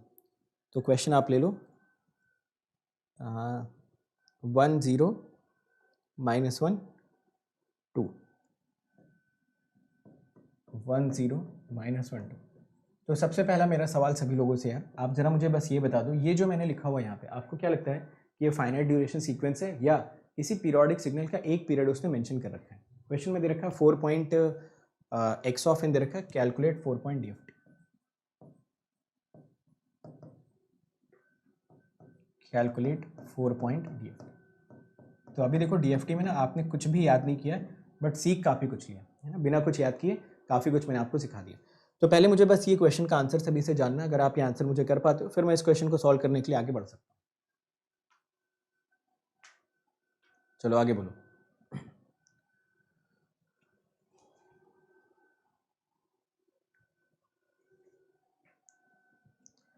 आपको जो ये क्वेश्चन में डेटा मेंशन किया है, ये आपको फाइनाइट ड्यूरेशन का डेटा मेंशन किया है, या फिर जो ये डेटा मेंशन किया है ये किसी पीरियोडिक सिग्नल का एक पीरियड मेंशन किया होगा। तो आप बोलोगे इसी पीरियोडिक सिग्नल का एक पीरियड मेंशन किया होगा, या कैपिटल एन की वैल्यू कितनी लेके चलनी है 4, ठीक है। यहाँ से आपको कैपिटल एन मिल जाएगा 4। क्वेश्चन में आपसे पूछ रहा है डीएफटी कैलकुलेट करने के लिए, फिर से वही चीज़, x of 0 capital x of 1, और देखो इसी फॉर्मूले से ना मैं कल आपको DTFS भी निकालना सिखाऊंगा, ठीक है। तो यहीं से शॉर्टकट लगा के डायरेक्ट DTFS भी बताऊंगा आपको एक लाइन में, जो कि अदरवाइज आपके लिए बहुत लेंदी होगा। First row, third row, first column, third column, ये कॉर्नर माइनस जे तो ये प्लस जे, ये माइनस जे तो ये प्लस जे, ये माइनस जे, ये वैल्यूज़ यहाँ पे डाल दो 1 0 -1 2। यहाँ से कैलकुलेट कर लो कैपिटल एक्स ऑफ 0 की वैल्यू, कैपिटल एक्स ऑफ 1 की वैल्यू, कैपिटल एक्स ऑफ 2 की वैल्यू और कैपिटल एक्स ऑफ 3 की वैल्यू, ठीक है। निकाल सकते हैं सभी लोग वैल्यू, हाँ बिल्कुल सही बात है, पीरियोडिक सिग्नल का एक पीरियड दे रखा है, बिल्कुल ठीक बात। एक्स ऑफ 0 जरा सभी लोग निकालिए। तो जब आप एक्स ऑफ 0 निकालोगे तो मैं देखो यहाँ पे बता रहा हूँ आपको क्या मिलना चाहिए, you should get it as 2, ठीक है। एक्स ऑफ 2 आपको यहाँ से क्या मिलना चाहिए, -2। एक्स ऑफ 1 और एक्स ऑफ 3 आप मुझे निकाल के बताइए, कर लोगे ना। ये मैट्रिक्स मल्टीप्लिकेशन तो सभी लोग कर लेंगे, होपफुली ये मल्टीप्लिकेशन करने में किसी को कोई इशू नहीं, आसानी से आप इसको मल्टीप्लाई कर सकते हैं, आंसर वगैरह कैलकुलेट कर सकते हो। जो आप इसका मल्टीप्लिकेशन करोगे तो 1 1 1 का मल्टीप्लिकेशन कर लो, इसका कर लो, इसका कर लो, आंसर निकाल लो, ठीक है। चलो फटाफट निकालो और प्रैक्टिस करो। इसके बाद एक क्वेश्चन इन्वर्स का करते हैं, फिर आते हैं प्रॉपर्टीज़ में ना। तो ज़्यादातर जो एग्जाम में क्वेश्चन आते हैं ना प्रॉपर्टी बेस्ड क्वेश्चन आते हैं, और प्रॉपर्टीज़ में भी बहुत ही खास तरीके की प्रॉपर्टीज़ आपसे एग्जाम में पूछी जाती है। उन प्रॉपर्टीज़ का भी थोड़ा डिस्कशन करते हैं, बट एज ऑफ नाउ कितना आंसर है 2 + j 2 - j, 2 + 2j, so I hope it is correct. 2 + 2j 2 - 2j, ज़रा चेक कर लो, किसी को कोई डाउट है तो बताओ, फिर मैं 1 2 पॉइंट्स आपको और समझाता हूँ। कोई डाउट नहीं है किसी को? ज़रा देखो, अब मेरी बात ध्यान से सुनना है, सभी लोग ध्यान से सुनेंगे मेरी बात को बहुत clearly.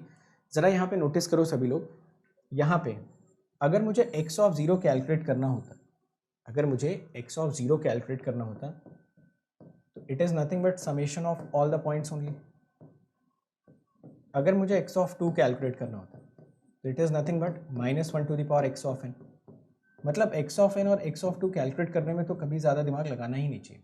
X of n calculate करना है, सारे एलिमेंट्स का सम कर लो। तो सारे एलिमेंट्स आपको दिख रहे हैं यहाँ पे 1 0 -1 2। अगर मुझे एक्स ऑफ 0 कैलकुलेट करना है तो मैं लिखूँगा 1 + 0 -1 + 2, ठीक है। तो ऐसा मैंने लिख दिया। मैं थोड़ा सा इसको मॉडिफाई करके लिख देता हूँ, प्लस का ही साइन में लिखता हूँ हर जगह पे, ऐसा कुछ मैंने कर दिया। जब भी मुझे एक्स ऑफ 2 निकालना होगा तो देखो मैं एलिमेंट्स तो लिख दूंगा 1 0 -1 2 और ऑल्टरनेट प्लस माइनस लगा दूंगा, प्लस माइनस प्लस, ठीक है। ऊपर वाले में क्या किया आपने, सारे एलिमेंट्स लिख के सबके बीच में प्लस का साइन लगा दिया। जब भी ये देखो एक्स ऑफ 2 निकाल रहा हूँ, ठीक है, एक्स ऑफ n की 1 की बात नहीं हो रही, ये एक्स ऑफ 0 और एक्स ऑफ 2 की बात चल रही है। तो क्वेश्चन में, किसी भी क्वेश्चन में अगर 4 पॉइंट आपको दे रखा है तो 4 पॉइंट में कैपिटल एक्स ऑफ 0 निकालना और कैपिटल एक्स ऑफ 2 निकालना बहुत आसान है। वहाँ पे कैपिटल एक्स ऑफ 0 निकालने के लिए सारे एलिमेंट का सम कर लो, और कैपिटल एक्स ऑफ 2 निकालने के लिए पहले सारे एलिमेंट्स लिख लो, पहले एलिमेंट से स्टार्ट करके ऑल्टरनेट प्लस माइनस लगाते चले जाओ, ठीक है। समझ गए ये पॉइंट? चलो अब मैं आपको एक इंपॉर्टेंट चीज़ और सिखाता हूँ। आप लोग जरा देख के बताइए, क्या एक्स ऑफ n रियल था? आप बोलेंगे yes, x of n was real. जब भी एक्स ऑफ n रियल होगा ना तो एक बड़ी इंपॉर्टेंट चीज़ एग्जिस्ट करती है, और वो एग्जिस्ट करती है that x of k is equal to x of n minus k conjugate, ठीक है। तो जब भी आपका एक्स ऑफ, बट जब एक्स ऑफ n रियल होगा तभी ऐसा कर पाओगे। तो आपको दिख ही रहा है यहाँ पे तो सारे के सारे एलिमेंट्स रियल ही थे। मतलब अगर किसी ने यहाँ से एक्स ऑफ 1 कैलकुलेट कर लिया होता, n 4 इन दिस केस, तो क्या मुझे बताना उसको एक्स ऑफ 3 कैलकुलेट करने की अलग से ज़रूरत थी? चेक करके बताएं, है ना।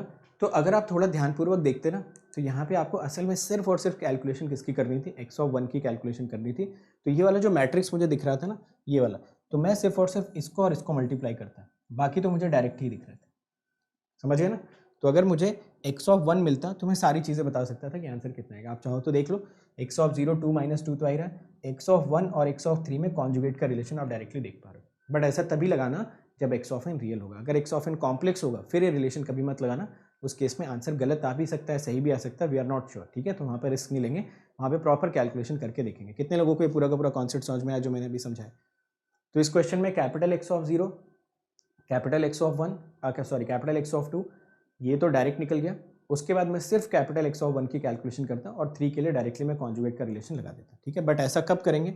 जब एक्स ऑफ एन रियल होगा। अगर ये रियल नहीं होगा फिर आप ऐसा नहीं कर पाएंगे, है ना, शायद आंसर गलत भी आ जाए उस केस में। चलो अब इसका इन्वर्स निकाल लेंगे सभी लोग, तो ज़रा एक इन्वर्स के लिए भी प्रैक्टिस कर लेते हैं। चलो तो पता भी चल जाएगा कि अपना आंसर कितना सही है।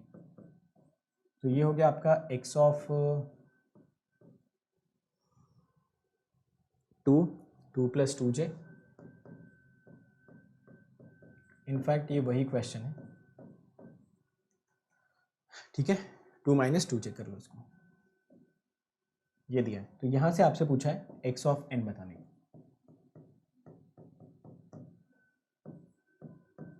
बस सुनते जाएंगे ना, मैं सारी आपके प्रॉब्लम सॉल्विंग स्किल्स डेवलप कर रहा हूँ धीरे धीरे। थोड़ा इसमें टाइम लगेगा, टाइम इन द सेंस थोड़ा ध्यान से आपको सुनना पड़ेगा, क्योंकि इसमें नोटेशन सिंबल्स थोड़े से डिफरेंट हैं compare to other transforms. Fine, तो ये दे रखा है आपको। अब यहाँ से आपको पता चला कि अब मुझे स्मॉल की वैल्यूज़ कैलकुलेट करनी। तो जब भी हम स्मॉल एक्स की वैल्यूज़ कैलकुलेट करते हैं तो सबसे पहले हमें याद रखना चाहिए कंपनसेशन फैक्टर विच इज़ 1/4। ये फैक्टर नहीं लगाओगे आंसर हो जाएगा गलत। पहला रो, तीसरा रो, पहला कॉलम, तीसरा कॉलम, यहाँ पे रखा j तो ये माइनस j, यहाँ पे रखा माइनस j तो ये j। एलिमेंट्स यहाँ पे क्या मेंशन कर रखे थे? 2 plus 2j minus 2 minus 2j। Calculate करो इसको, मल्टीप्लाई वगैरह करो, आंसर बताओ कितना आ रहा है। 4 से डिवाइड करना मत भूलना। तो आप देखोगे आपको आंसर वही मिल जाएगा 1 0 माइनस 1 2, ठीक है। तो ये आप मल्टीप्लाई करके निकाल सकते हो, इसमें कोई ज़्यादा इंपॉर्टेंट बात है नहीं। तो आई होप ये सारे के सारे पॉइंट्स आप सब लोगों को समझ में आ गए। चलिए एक क्वेश्चन मैं आपको और देता हूँ, जिसमें मैं क्या करता हूँ, एक्स ऑफ एन को कॉम्प्लेक्स कर देता हूँ, ठीक है। तो मैं एक्स ऑफ एन का आई थिंक कॉम्प्लेक्स का भी एक क्वेश्चन होना चाहिए मेरे पास। यस, 1 2j 3 माइनस j, ऐसा कुछ हमको मिल गया कॉम्प्लेक्स के केस में। तो जब एक्स ऑफ एन मुझे कॉम्प्लेक्स मिला यहाँ पे, फिर से अगर मुझे वही कैलकुलेशन करनी, capital x of 0, capital x of 1, capital x of 2, capital x of 3, यहाँ पे आप फिर से वही करोगे। अब देखो 3-4 बार तो मैंने ही मैट्रिक्स लिख दी, तो आपको तो वैसे ही याद हो जानी चाहिए मैट्रिक्स। ये मैट्रिक्स बहुत ही ज़्यादा इंपॉर्टेंट है यार, ठीक है। ये आपको बहुत जगह पे क्वेश्चन में हेल्प करेगी।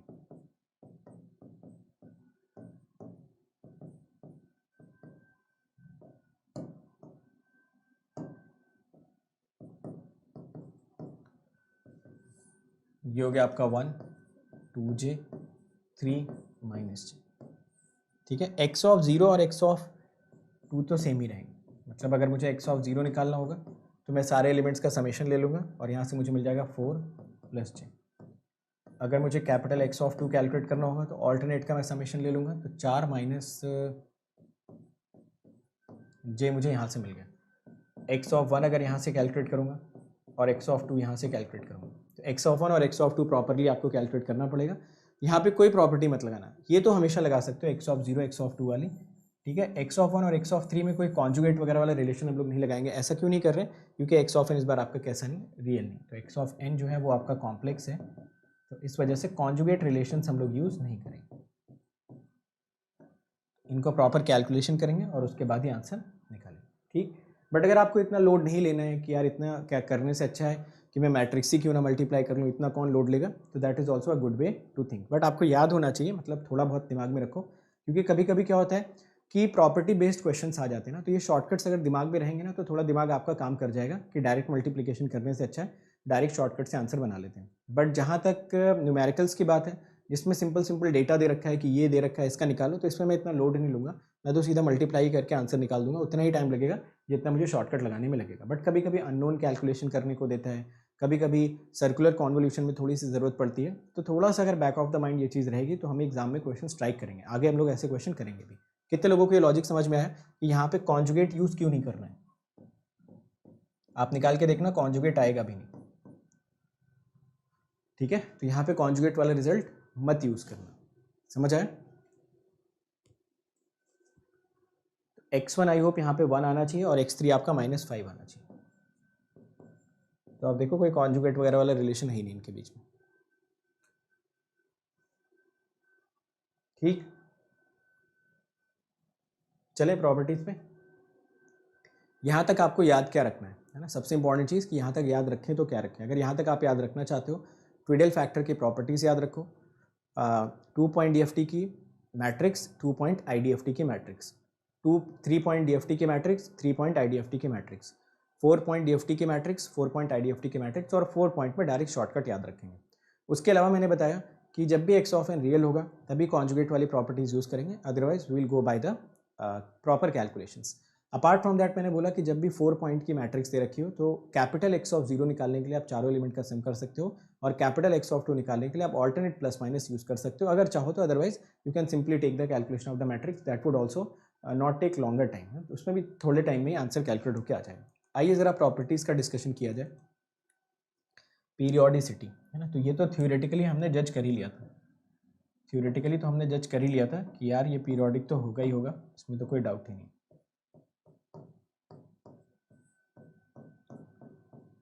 क्योंकि सिंपल सी चीज़ है ना यार, कि अगर ये डिस्क्रीट है तो इसका पीरियोडिक होना तय है, और अगर ये पीरियोडिक है तो इसका डिस्क्रीट होना तय है। तो ऑब्वियसली इसका भी पीरियोडिक और डिस्क्रीट होना तो वैसे ही फिक्स है। अब इसी चीज़ को कई लोग फॉर्मूले वगैरह से प्रूफ करके दिखाते हैं। आप फॉर्मूले से प्रूफ करना चाहो फॉर्मूले से प्रूफ कर दो। इसका जो टाइम पीरियड आ जाएगा फंडामेंटल वाला वो n होगा, और इसका जो फंडामेंटल पीरियड आ जाएगा वो n होगा। तो आप फॉर्मूले से प्रूफ कर लो, लॉजिकली प्रूफ कर लो, जैसे मन में आए वैसे प्रूफ कर लो। ठीक है, फॉर्मूले से कैसे प्रूफ करोगे? तो पहला प्रूफ, x ऑफ n का फॉर्मूला आप सभी लोगों को पता है, 1/n summation of k equal to 0 to n-1 x of k e to the power j, omega की जगह पे 2 पाई बाई कैपिटल N के सैम्पलिंग फ्रीक्वेंसी n। अब यहाँ पे n को n प्लस कैपिटल N से रिप्लेस करके देखिए, तो जब आप ऐसा करोगे तो आप देखो यहाँ पे जो आपका n है वो n प्लस n से रिप्लेस होगा। तो मैं सिर्फ इस वाले सेगमेंट की एनालिसिस आपको समझा देता हूँ, ठीक है, पूरा दोबारा लिखने की ज़रूरत नहीं है, सिर्फ इस सेगमेंट की आप एनालिसिस देख लो, आपको यहीं से बात समझ में आ जानी चाहिए। तो जब मैं इसको अंदर लेके जाऊँगा e to the power j 2 pi by capital n multiplied by e to the power j 2 pi k, ऐसे ही हो जाएगा। दोनों एक्सपोनेंशियल्स को मल्टीप्लाई करोगे तो दोनों पावर्स ऐड हो जाएंगे। इसकी value e to the power j 2 pi k, obviously where k is an integer varying from 0 to n-1, तो जब तक k इंटीजर है तब तक इसकी वैल्यू आप आंख बंद करके क्या लिख सकते हो 1। तो आपको पता चला यार ये x of n plus n करने से आंसर तो x ऑफ n ही आ गया। तो ये चीज़ भी प्रूफ हो गई कि यार जो तुम फॉर्मूला यूज़ करके कैलकुलेट कर रहे हो उसमें x ऑफ n का पीरियोडिक होना मस्ट है। अगर x ऑफ n को पीरियोडिक नहीं लोगे तुम उसमें, तो इसका मतलब ये फॉर्मूला ही गलत हो गया, है ना। इसका मतलब ये प्रूफ होता है कि जो आपका x ऑफ n होना चाहिए that must be periodic in nature, otherwise you can not calculate its DFT, though the data of only one period is given in the question, but at the back end of our mind we should consider कि किसी periodic signal के एक time period का हिस्सा हमको mention कर रखा है। समझ गए सब लोग? यस। चलो आते हैं सेकंड पार्ट पे। सेकंड पार्ट में आप पूछोगे x ऑफ n k को भी कर दीजिए, तो ये भी कर लो, n equal to 0 to n-1 x of n e to the power minus j, sampling frequency हो जाएगी 2 pi by capital N into k n. अब यहाँ पे आप k को रिप्लेस कर दो k प्लस n से, बिल्कुल बाय द सेम लॉजिक आप ये चीज़ भी प्रूव कर सकते हो कि ये भी x ऑफ k। तो यहाँ पे जो आपका x ऑफ n है वो भी n से पीरियोडिक है, जो आपका x ऑफ k है वो भी आपका n से पीरियोडिक है। तो इनफैक्ट अगर आगे चल के मैं आपको एक टाइम एक्सपेंशन प्रॉपर्टी बताऊंगा शायद कल की क्लास में, तो जो आप टाइम एक्सपेंशन प्रॉपर्टी देखोगे ना तो ये चीज़ बहुत ब्यूटीफुली रिलेट होती है कि कैसे एक डोमेन की जो पीरियोडिसिटी दूसरे डोमेन की पीरियोडिसिटी से लिंकअप होगी ना, तो वो कल मैं आपको समझाऊंगा। बड़ी अच्छी प्रॉपर्टी होती है और आपको उस प्रॉपर्टी के थ्रू भी क्वेश्चंस पूछे जा सकते हैं। एक क्वेश्चन बहुत पहले पूछा गया था पीरियोडिसिटी पे, आई थिंक 1992 वगैरह में पूछा गया था, तो आप ड्यू मान सकते हो कि टाइम एक्सपेंशन वाली प्रॉपर्टी पे अभी तक क्वेश्चन एग्जाम में आया नहीं है, तो आ सकता है सिंपली 2 नंबर में सीधा फ्री के मार्क्स का क्वेश्चन आएगा, ठीक है। चलो ये लीनियरिटी, ये भी अगेन ये आपका एक पीरियोडिक सिग्नल जिसका एक पीरियड दे रखा होगा, एक पीरियड की वजह से x1 ऑफ k आप निकालेंगे, एक दूसरा सिग्नल x2n, इसका आप कैलकुलेट करोगे x2k, ठीक है। तो अगर यहाँ पे आप एक नया सिग्नल बनाते हो ax1n प्लस bx2n, ठीक है, तो ये आपको मिलेगा ax1k प्लस bx2, ज़रा चेक करो इस प्रॉपर्टी को, काफ़ी हद तक मिलती जुलती प्रॉपर्टी आपकी, ठीक, समझ आया?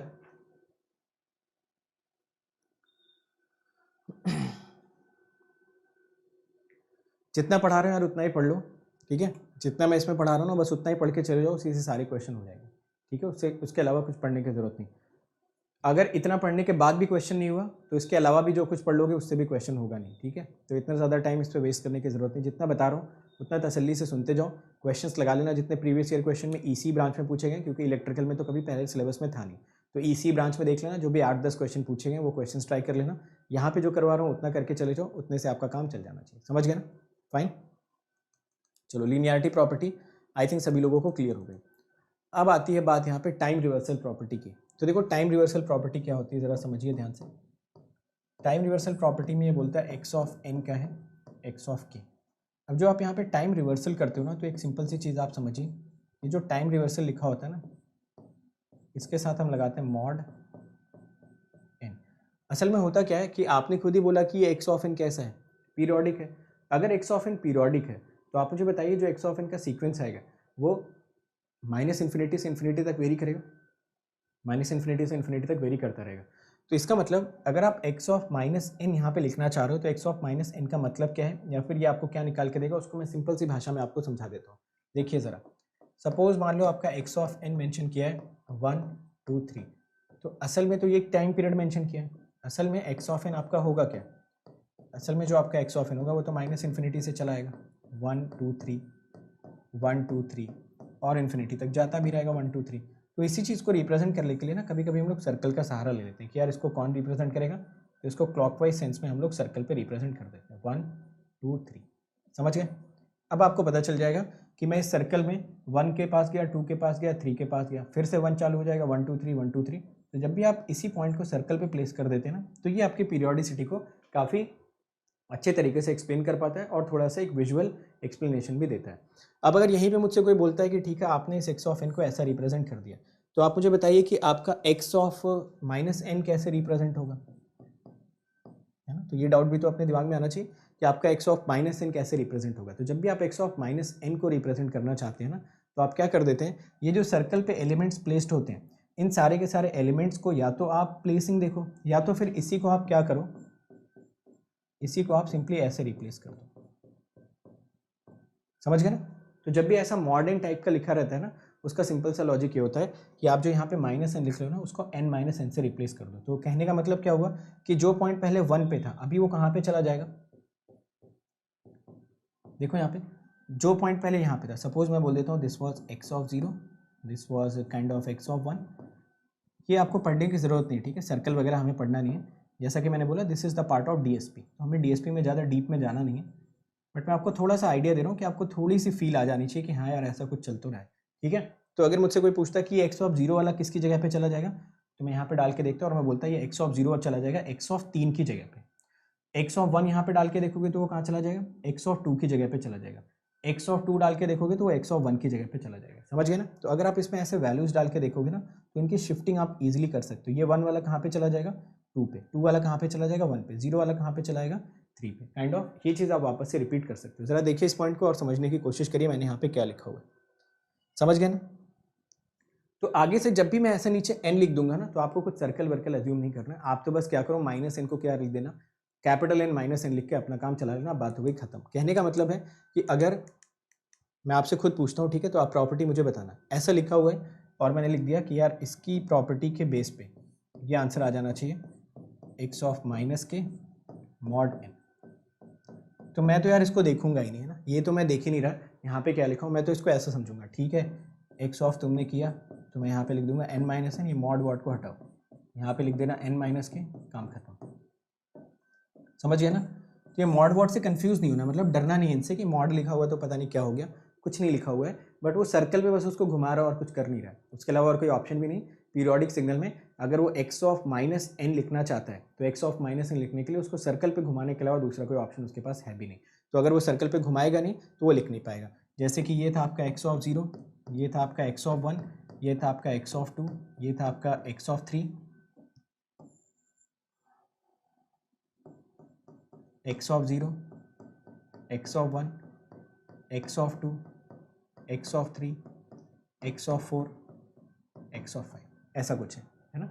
तो वही चीज़ वो बोलने की कोशिश कर रहा है कि जो n इक्वल टू 0 वाला पॉइंट था वो देखो कहाँ पे चला गया, 4 पे चला गया ना। x ऑफ 1 वाला जो पॉइंट था अगर आप यहाँ पे देखते तो उसने x ऑफ 2 वाले की जगह ले ली, x ऑफ 2 वाले की जगह मतलब वो यहाँ पे आ गया। तो बेसिकली ये पूरा एक बार रोटेट हो गया जो साइकिल थी।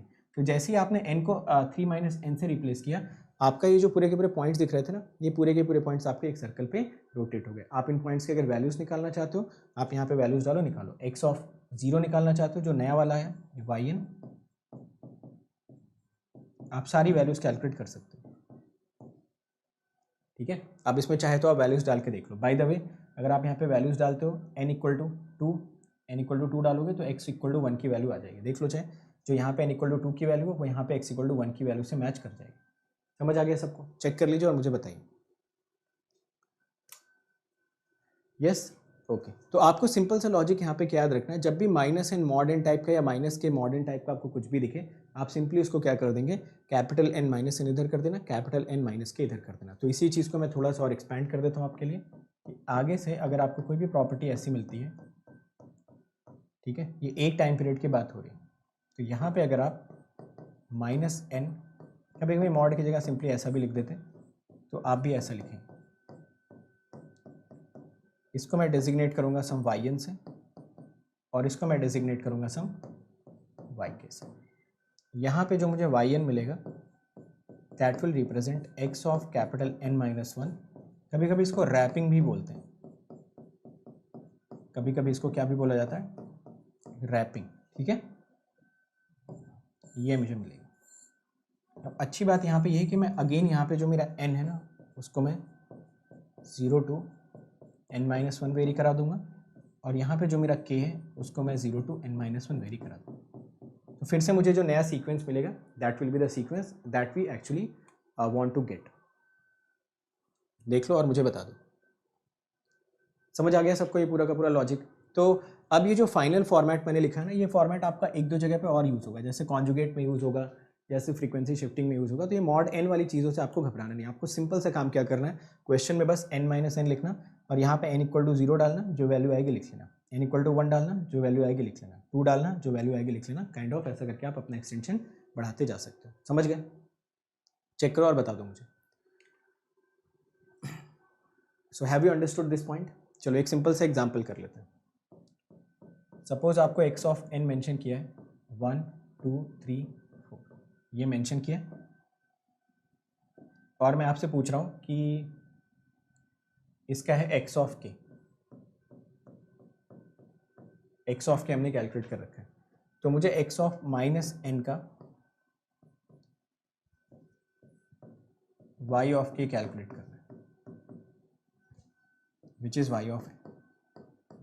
तो देखो पहले क्या कर सकते हो ना, आप दो चीज़ें कर सकते हो, यहाँ से ध्यान से सुनना मेरी बात। या तो आप x ऑफ माइनस एन ही लिख लो पहले। x ऑफ माइनस एन लिखने का तरीका क्या है, capital N minus n, n है 4 तो आपने लिखा 4 माइनस एन।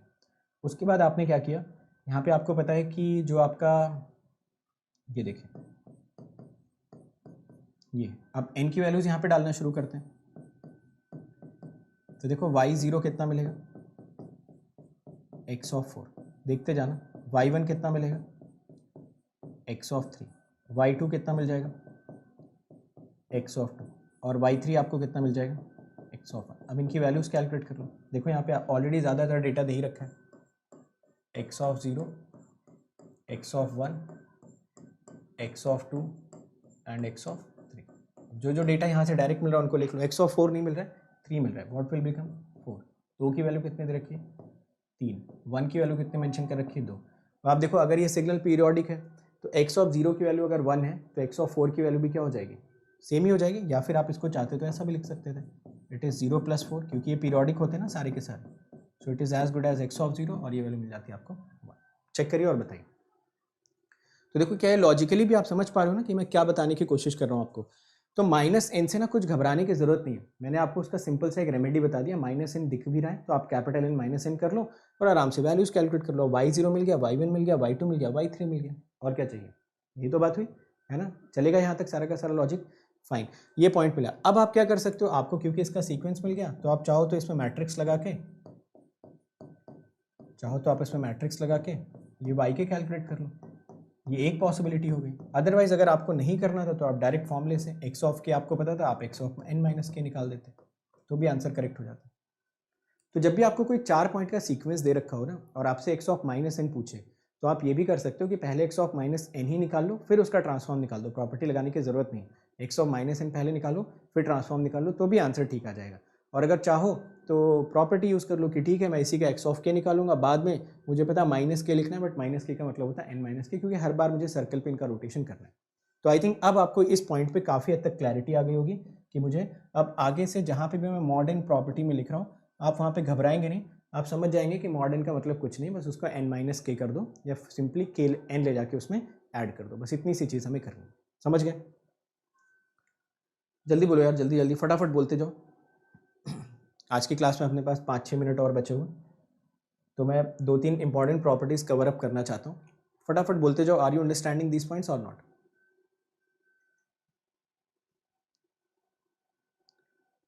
आ गया ना लॉजिक सबको समझ में? चलिए आइए नेक्स्ट प्रॉपर्टी पे आइए, time shifting.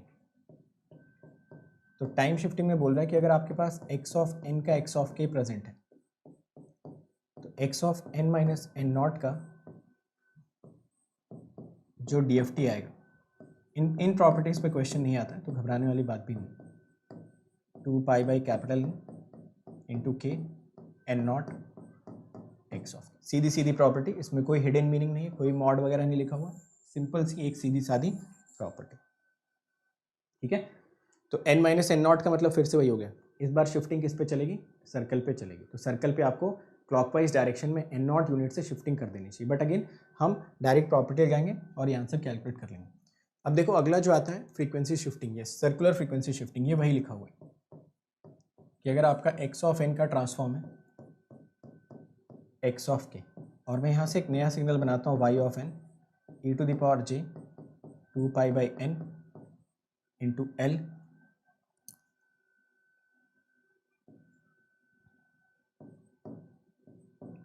X of N.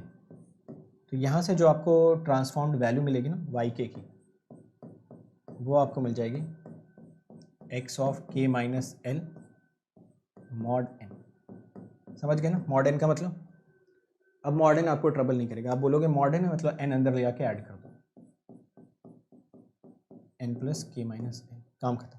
ठीक है, आपको पता है एक्सपोनेंशियल में अगर ये साइन प्लस है तो यहाँ पे माइनस आएगा। तो जहाँ जहाँ पे मैं मॉडर्न बता रहा हूँ ना, मॉडर्न से आप बिल्कुल मत डरिए, सिंपली आप एन अंदर ले आके ऐड कर दो, आपकी जिम्मेदारी वहाँ पे खत्म हो जाएगी। वाई के मिल गया, अब आप सिंपली वैल्यूज पुट करते जाओ, आंसर निकालते जाओ। ठीक है, तो देखो जो फर्स्ट हाफ पे आपने प्रॉपर्टीज पढ़ी उसमें कौन कौन सी प्रॉपर्टी मैंने आपको बताई? लीनियरिटी बताई, टाइम रिवर्सल बताया, टाइम शिफ्टिंग बताया, फ्रीक्वेंसी शिफ्टिंग बताया। इसीलिए इसको सर्कुलर फ्रीक्वेंसी शिफ्टिंग बोलते हैं, क्योंकि सर्कल पे बार बार मूव करता रहेगा। तो वो डीएसपी वाले सेक्शन में हमें जाना नहीं, हम यहीं पे अपने आप को रिस्ट्रिक्ट करते हैं। कभी कॉम्प्रिहेंसिव कोर्स पढ़ेंगे तो थोड़ा डीएसपी का भी अंदाजा लेंगे, बट हमें ज़रूरत नहीं वहाँ पे जाने की, we can solve all the questions based on this. ये जो प्रॉपर्टीज अभी आपने पढ़ी ना, इनसे आपके एग्जाम में क्वेश्चंस आते नहीं। एग्जाम में जो क्वेश्चंस आते हैं वो कुछ इंपॉर्टेंट प्रॉपर्टीज़ है जो इनके बाद डिस्कशन हम लोग करना स्टार्ट करते हैं। इन सारी प्रॉपर्टीज़ पे क्वेश्चन आते नहीं है, ना ही कोई अच्छा क्वेश्चन इस पर बनता है। इसके बाद की जो प्रॉपर्टीज़ है ना, उन पे आपके काफ़ी अच्छे इंपॉर्टेंट क्वेश्चंस बनते हैं, जैसे कि complex conjugate property. Complex conjugate property बोलता है कि अगर आपका एक्स ऑफ एन का फूरियर डीएफटी है एक्स ऑफ के, और आपने यहाँ पे लगा दिया कॉन्जुगेट, तो ये मिल जाएगा एक्स कॉन्जुगेट ऑफ माइनस के मॉड एन। अब बताओ मॉड एन का मतलब क्या है? आप बोलोगे ये तो फालतू की चीज़ लिखी हुई है, उसको कर लेते हैं अपने हिसाब से, एन अंदर ले आके जोड़ दें, काम खत्म। ठीक है, बस ये होगी प्रॉपर्टी आपकी। ये बड़ी इंपॉर्टेंट प्रॉपर्टी है। अगर आप प्रीवियस ईयर के क्वेश्चन जज करोगे तो आप देखोगे कि 50% ऑफ द क्वेश्चन इसी प्रॉपर्टी पे बेस्ड आते हैं। तो ये प्रॉपर्टी इस वजह से काफ़ी इंपॉर्टेंट हो जाती है। और एक पार्सेबल थ्योरम होती है, 2 ही पे क्वेश्चन आते हैं मेनली, और बाकी कुछ क्वेश्चंस आते हैं आपके टाइम एक्सपेंशन और सर्कुलर कॉन्वोल्यूशन पे, तो वो भी डिस्कस करेंगे। पहले तो ये प्रॉपर्टी देख लो, फिर एक इंपॉर्टेंट नोट, या टेबल वही वाली जो टेबल हम लोग बनाते हैं ना बार बार, x of n, x of k, x of n, x of k, ये टेबल यहाँ पे भी वैलिड होती है। ये हर ट्रांसफॉर्म के लिए वैलिड, कोई सा भी ट्रांसफॉर्म ले, real real, imaginary imaginary, even odd even odd. Even odd even odd वाली टेबल हम कॉपी कर लेंगे, इवन वाले पार्टनर को सेम रखेंगे, ऑड वाले पार्टनर को एक्सचेंज कर लेंगे। ये बन गई पहली टेबल। हर बार की तरह ये टेबल भी वैसी ही है। इस टेबल की बात अगर आप करोगे, इसमें अगर एक डोमेन में सिग्नल रियल है तो दूसरे डोमेन में कैसा हो जाएगा, कॉन्जुगेट सिमेट्रिक। एक डोमेन में प्योरली इमेजिनरी है तो दूसरे में कैसा हो जाएगा, कॉन्जुगेट एंटी सिमेट्रिक। एक डोमेन में कॉन्जुगेट सिमेट्रिक है तो दूसरे डोमेन में कैसा हो जाएगा, रियल। और एक डोमेन में अगर कॉन्जुगेट एंटी सिमेट्रिक है तो दूसरे डोमेन में कैसा हो जाएगा, purely imaginary.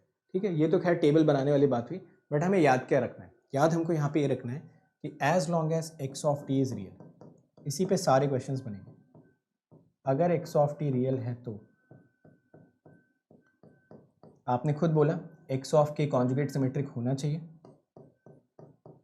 X of k must be conjugate symmetric, which means x of k must be equal to x conjugate of minus k, है ना। माइनस मतलब टाइम रिवर्सल, जब भी टाइम रिवर्सल की बात होती है तो मॉड एन लगाना आपकी जिम्मेदारी है।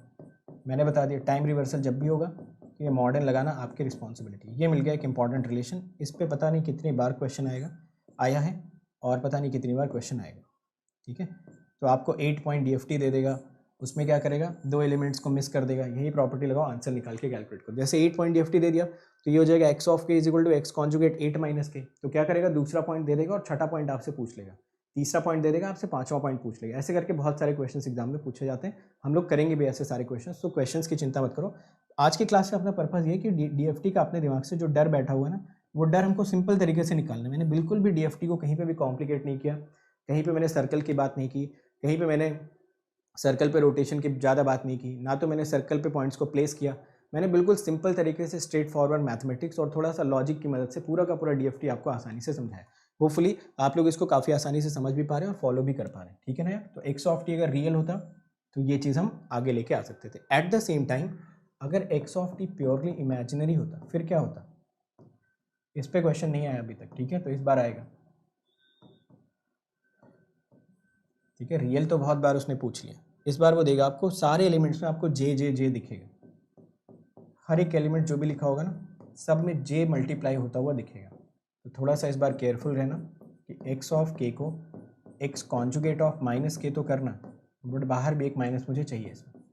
बाकी आपको पता है कि रिवर्सल ऐसे इतनी आसानी से तो होता नहीं DFT में, तो ये मॉड वॉड जैसा कुछ लिखना पड़ता है। बाकी इसका सॉल्यूशन तो हमें पता ही कि मॉड वॉड हटा के यहाँ लगा देंगे माइनस एन। ठीक है, तो इस बार ये क्वेश्चन आएगा। रियल रियल बहुत कर लिया उसने, इस बार आपको जितने भी एलिमेंट्स देगा ना वो सारे के सारे एलिमेंट्स इंपॉर्टेंट, सारे के सारे एलिमेंट्स होंगे जे के फैक्टर, मोस्ट इंपॉर्टेंट। समझ गए? हाँ, PYQs में बहुत सारे क्वेश्चन मैं करवा दूंगा। इनफैक्ट जो क्वेश्चन हम लोग करेंगे वो PYQ तो नहीं होंगे, बट उनसे सारे PYQ आपके लग जाएंगे। समझ आ गया ना? तो देखो कितना यार सिंपल है, मतलब DFT अगर पढ़ना है तो मैं बता रहा हूँ आपको 10 मिनट के अंदर अंदर आप DFT पढ़ के जा सकते हो। आप अगर एग्जाम देने जा रहे हो और आपने DFT नहीं पढ़ा है, आपने ये सिर्फ क्लास अटेंड किया, तो 10 मिनट में आपका रिवीजन होगा। ट्विडल फैक्टर याद है, 4x4 की मैट्रिक्स वो तो याद करा दी, वो तो बिल्कुल सिंपल है, वो तो सोते हुए भी कोई उठा देगा तो सिंपली लिख देंगे 1 1 1, first row third row, first column third column, last वाला कोना पकड़ेंगे, वहाँ पे -j डाल देंगे, बाकी सब अपने आप हो जाएंगे, वो काम खत्म। प्रॉपर्टीज़ कौन सी याद करनी, लीनियरिटी छोड़ दो, टाइम शिफ्टिंग छोड़ दो, टाइम रिवर्सल छोड़ दो, एक्सपोनेंशियल छोड़ दो। याद कौन सी रख के जाओगे, याद आप रख के जाएंगे कॉम्प्लेक्स कॉन्जुगेट प्रॉपर्टी। जब कॉम्प्लेक्स कॉन्जुगेट प्रॉपर्टी आप याद रखते हो तो वहाँ पे मॉड एन जैसा कुछ आता है, या मैंने आपको एक थंब रूल दे दिया कि कहीं पे भी अगर टाइम रिवर्सल होगा तो उसको मॉड के साथ करो। तो जब आप टाइम रिवर्सल करने जाओगे मॉड आएगा। मॉड का मैंने आपको बता दिया सॉल्यूशन कि जब भी मॉड जैसा कुछ लिखा मिले या अपने दिमाग में याद आए कि मॉड जैसा कुछ था तो उसको कुछ करना नहीं, बस इसी एन को उठा के अंदर जोड़ देना है। इस एन को उठाइए और अंदर जोड़िए, आपको सिंपल सी मिल जाएगी प्रॉपर्टी। फिर जब कॉन्जुगेट प्रॉपर्टी के थोड़ा सा आप आगे गए तो आपको पता चला कि अगर एक्स ऑफ एन रियल होता तो उस केस में आपका ऐसा एक रिलेशन एग्जिस्ट करता। ये एक्स ऑफ टी मैंने लिख दिया है, इसको एक्स ऑफ एन करो, ठीक है। और अगर प्योरली इमेजिनरी होता तो ऐसा रिलेशन। तो आई होप हमें ये याद करने की भी ज़रूरत नहीं है, ये हमें याद करने की भी ज़रूरत है, हम डिराइव कर लेंगे वहीं पे जैसा भी आएगा। अब इसके मैं दो एक्सटेंशन आपको और समझाता हूँ, आप मुझे सोच के बताना आपके हिसाब से क्या होना चाहिए। देखिएगा ज़रा ध्यान से। सपोज एक्स ऑफ के इज़ प्योरली रियल। मान लिया कि एक्स ऑफ के क्या है, प्योरली रियल है, तो आप बोलेंगे कि इस बार एक्स ऑफ एन क्या हो जाएगा, कॉन्जुगेट सिमेट्रिक। बट फिर से वही चीज़ है ना, यहाँ पे ये मॉड आ जाएगा क्योंकि रिवर्सल यहाँ पे इतनी आसानी से तो ये होने नहीं देगा क्योंकि इसे सर्कल पे चाहिए सब कुछ।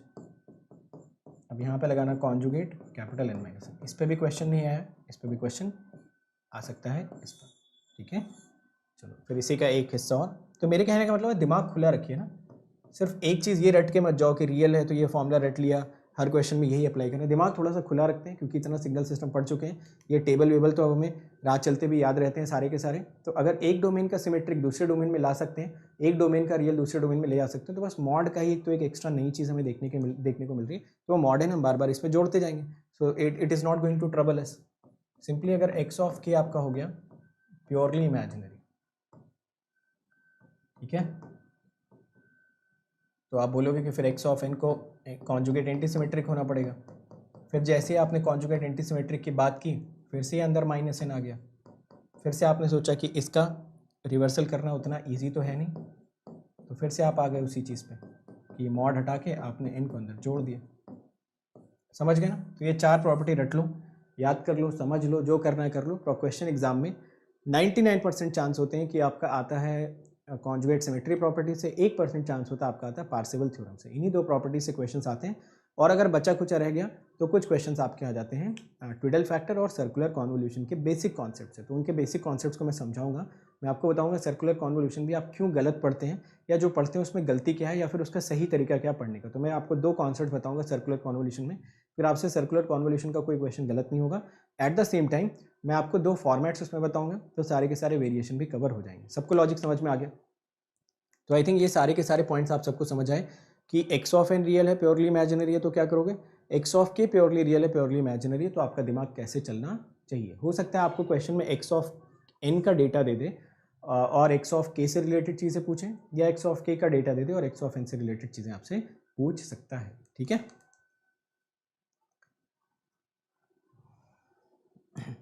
चलिए, तो अब बारी आती है सर्कुलर कॉन्वोल्यूशन की। तो देखते हैं ज़रा सर्कुलर कॉन्वोल्यूशन क्या होता है। मैं आपको समझाता हूँ सर्कुलर कॉन्वोल्यूशन का मतलब क्या होता है। सपोज आपके पास दो एलिमेंट्स हैं, दो x1 0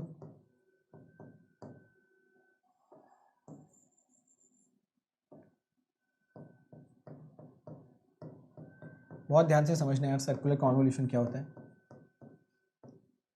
ABCD x2n PQ RS, ठीक है, कोई दिक्कत इसमें किसी को ये चीज़ समझने में। अब अगर आपको इसका सर्कुलर कॉन्वोल्यूशन करना है, मेथड वन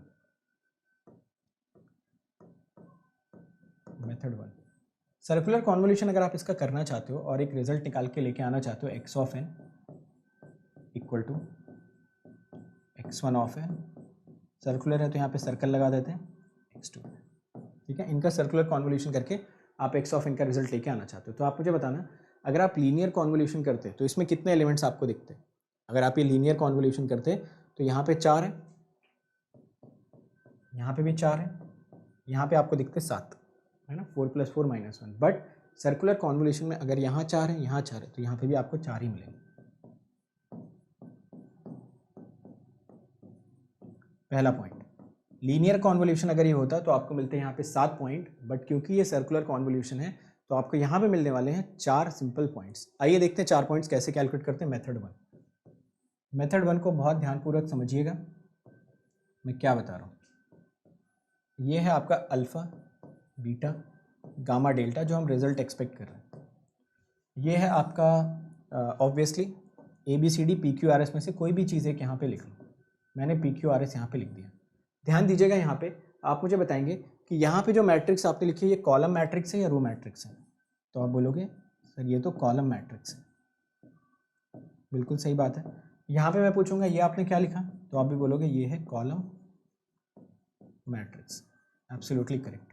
अगर देखो ये कॉलम मैट्रिक्स है, ये कॉलम मैट्रिक्स है ना, तो जो आपका सीक्वेंस की रिपीटेशन चलेगी वो कॉलम में ही चलेगी। रिपीटेशन का मतलब क्या है, मैं यहाँ पे लिख लेता हूँ ABCD, मैंने यहाँ पे लिख दिया ABCD, ठीक है। दोनों में से कुछ भी ले सकते थे, मतलब आप चाहते तो ABCD यहाँ लिख देते, PQRS की सीक्वेंसिंग यहाँ पे रिपीट कर लेते और वाइस वर्सा। चलो देखो अब इनकी सीक्वेंसिंग आप कैसे लिखोगे, कॉलम में ABCD, लास्ट वाला जो है ना उसको यहाँ पे कैरी फॉरवर्ड कर लेना, डी पे पहुँच गए। अब इसके आगे क्या मिलेगा आपको, फिर से ABC, C मिला, C को ऊपर पहुँचाना बहुत ज़रूरी है, C मिला, C के बाद D के बाद A के बाद B, फिर इस B को ज़रूर ऊपर लेके जाइए, BCDA।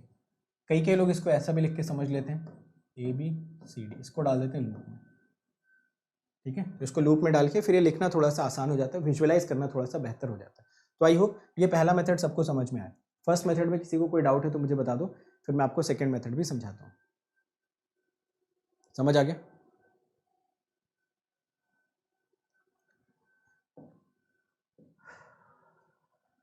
DFT इलेक्ट्रिकल के सिलेबस में भाई आपके पास स्मार्टफोन है, इंटरनेट होगा, गूगल होगा, तो जैसे दुनिया भर की चीज़ें सर्च करते हो ना कि आज का न्यूज़ क्या है, आज का वेदर क्या है, वैसे आप ये भी सर्च कर सकते हो कि electrical GATE 2021 syllabus by IIT Bombay.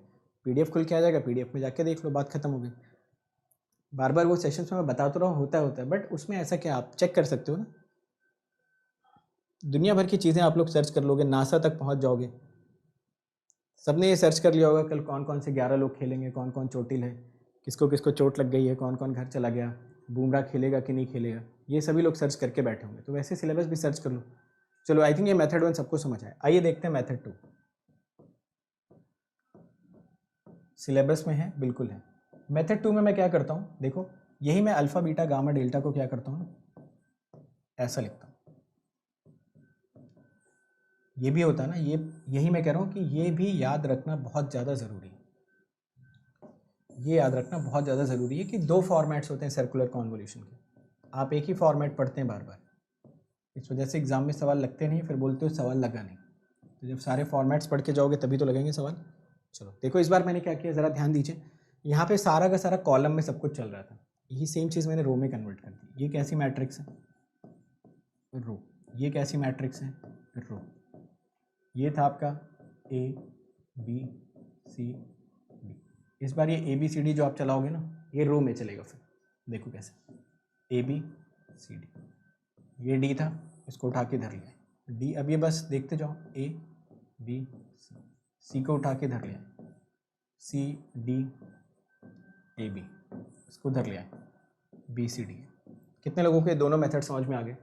आपका मन, आप चाहो इस मेथड से आंसर निकालो तो भी आंसर सेम आएगा, इस मेथड से आंसर निकालो तो भी आंसर सेम आएगा। बहुत ही क्रूशियल पॉइंट, सर्कुलर कॉन्वोल्यूशन निकालने के लिए आपको कॉलम फॉर्मेट और रो फॉर्मेट दोनों का बेहतर तरीके से अंदाज़ा होना चाहिए। अगर सिर्फ कॉलम फॉर्मेट के भरोसे जाते हो तो कई क्वेश्चन में गलतियाँ हो जाएंगी, अगर सिर्फ रो फॉर्मेट के भरोसे जाते हो तो भी कई जगह पे गलतियाँ होती हैं। ज़्यादातर हम जो क्वेश्चंस करते हैं उसमें हमारा फेवरेट ये कॉलम वाला मेथड होता है। ज़्यादातर क्वेश्चंस अगर हमसे पूछा जाएगा तो हम इसी से करेंगे, बट कभी कभी लॉजिकल क्वेश्चंस आते हैं, कुछ और डिफरेंट टाइप के क्वेश्चंस एग्जाम में पूछे जाते हैं। सो उन सारे केसेस में आपको ये रो फॉर्मेट भी पता होना चाहिए। कितने लोगों को समझ आ गया कि हमें दो फॉर्मेट्स याद रखना बहुत ज़रूरी है और दोनों फॉर्मेट्स याद रखना बहुत सिंपल भी, ठीक है?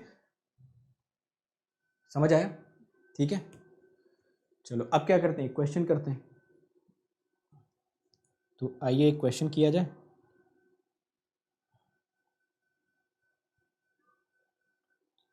इस क्वेश्चन में एक शॉर्टकट मैं आपको और बता देता हूँ, 1 2 -2 1। तो यहाँ पे एक शॉर्टकट और डिस्कस करते हैं।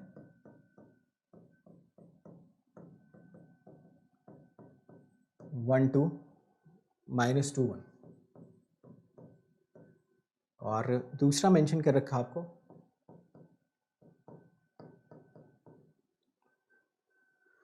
दूसरा यार मेंशन किया है 3 1 -1 2। ठीक है, पूछा इनका सर्कुलर कॉन्वोल्यूशन निकालो। अच्छा अच्छा, डीएफटी की कल की क्लास काफ़ी क्रूशियल और कंसेप्चुअल, ठीक है। आज की क्लास थी मैथमेटिकल। कल मैं थोड़ा अंदर जाऊंगा इसमें, थोड़े आपको कुछ डीप मीनिंग्स बताऊंगा, कुछ डीप एनालिसिस करेंगे जिनसे अच्छे क्वेश्चन बन सकते हैं। तो आज की क्लास, क्योंकि डीएफटी अब बहुत सारे लोग पहली बार पढ़ रहे थे, इस वजह से मैं थोड़ा स्लो था और मैंने काफ़ी आसानी से और सिंपल तरीके से आपको समझाने की कोशिश की। चलो ये निकाल लें। तो हम क्या करेंगे, देखो इन दोनों में से जो भी आपको अच्छा लग रहा है उसको यहाँ डाल दो। 3 1 -1 2, ठीक है। मैं क्या करता हूँ, यहाँ पे लूप बना देता हूँ। 1 से गए 2, 2 से गए -2, -2 से गए 1, 1 से वापस आ गए 1। अब सब कुछ कॉलम की चर्चा चल रही है तो कॉलम में डाल देते हैं सबको। 1 2 -2 1, ठीक है। अब इस 1 को ऊपर लेके जाऊँगा मैं। अब मैं दिखा नहीं रहा हूँ, ठीक है। अब आप ये समझ जाना, 1 1 2 -2, इस -2 का ऊपर जाना मस्ट है, -2 1 1 2, इस 2 का ऊपर जाना मस्ट है, तो 2 -2 1 1। समझ गए? मल्टीप्लाई करो, आंसर बताओ फटाफट। सर्कुलर कॉन्वोल्यूशन का रिजल्ट 4 पॉइंट आने चाहिए। फटाफट आंसर बताओ, टाइम है नहीं अपने पास, वैसे हम लोग आउट ऑफ टाइम चल रहे हैं। 5 मिनट के अंदर अंदर फटाफट इसको कंप्लीट करो। आंसर आना चाहिए 10 2 -3 1, 10 2 -3 1। चेक करो, ये जल्दी से चेक करके एक बार कंफर्म करिए कि आपको ये 10 2 -3 1 दिख रहा है सभी को। बोलो यार, कितनी मेहनत करवाते हो तुम लोग।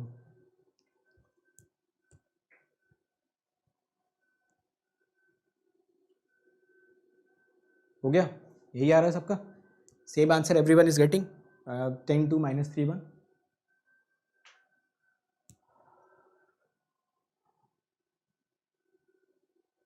देखो ना, ये तो साफ साफ दिख जाना चाहिए यार। 3 4 3 7 2 9 1 10, सेम आ रहा होगा। चलो मैं इसका एक शॉर्टकट आपको समझाता हूँ, ठीक है। अगर आप ऐसे नहीं करना चाहते हो तो एक सिंपल से तरीका मैं आपको बताता हूँ।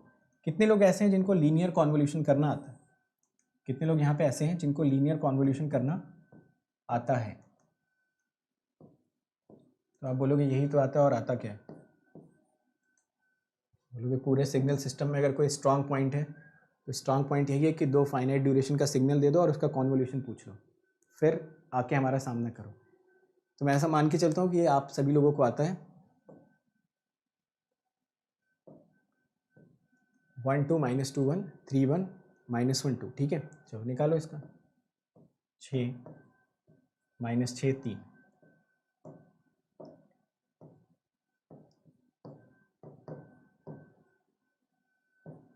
तो अगर कभी इंटरव्यू वगैरह देने जाना तो वहाँ पे ये मत बोल देना कि क्या पढ़ के आए हो, तो बोल दिया कि sir discrete time finite duration का कॉन्वोल्यूशन पढ़ के आए। वहाँ पे सब्जेक्ट बताना होता है, ठीक है। तो सब्जेक्ट बताना पूरा कि सिग्नल पढ़ के आए हो कि नेटवर्क पढ़ के आए हो कि क्या पढ़ के आए हो। ये हो गया सबका? चलिए अब क्या करते हैं, यहाँ पे पार्टीशन करो यार। पार्टीशन करके बस मुझे आंसर बता दो। 7 एलिमेंट्स मुझे चाहिए, मैं सातों एलिमेंट्स लिखता हूँ। आप देख लेना कोई पॉसिबल कैलकुलेशन मिस्टेक हो तो मुझे करेक्ट करना, ठीक है। तो ये मिल गया आपको -6 मिल गया क्या? -5। तुम लोगों को पढ़ाते पढ़ाते ना मेरी कैलकुलेशन भी भगवान के भरोसे हो गई है। 5 4 2 6 1 7 -5 2, ठीक है। तो कैलकुलेशन वगैरह चेक करते रहना, मेरे भरोसे मत रहना। हो गया सबका?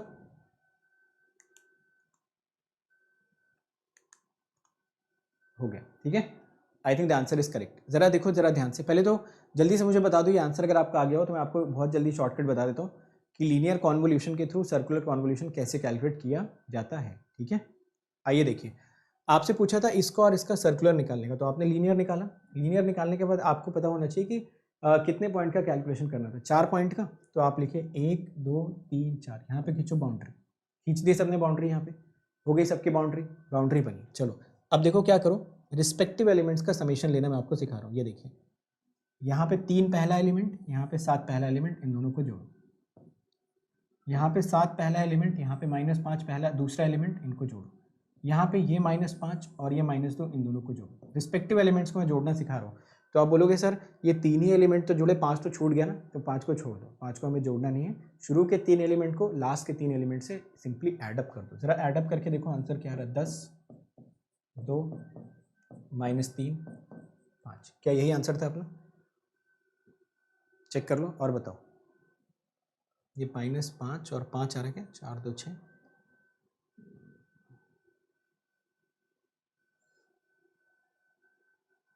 ये कैलकुलेशन तो ठीक किया ना हमने? 3 7 -5, ये कैलकुलेशन ठीक है, करेक्ट है? सब लोग चेक कर लो।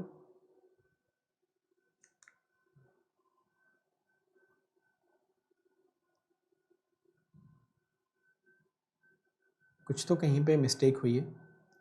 आई थिंक लास्ट एलिमेंट 5 आना चाहिए ना यहाँ पे, क्योंकि 2 और -2 तो शायद कैंसिल हो जाएंगे। ये -2 नहीं 1 ही आ रहा है। पॉइंट्स ठीक है, 1 2 -2। कैलकुलेशन यार फटाफट चेक कर लो एक बार आप।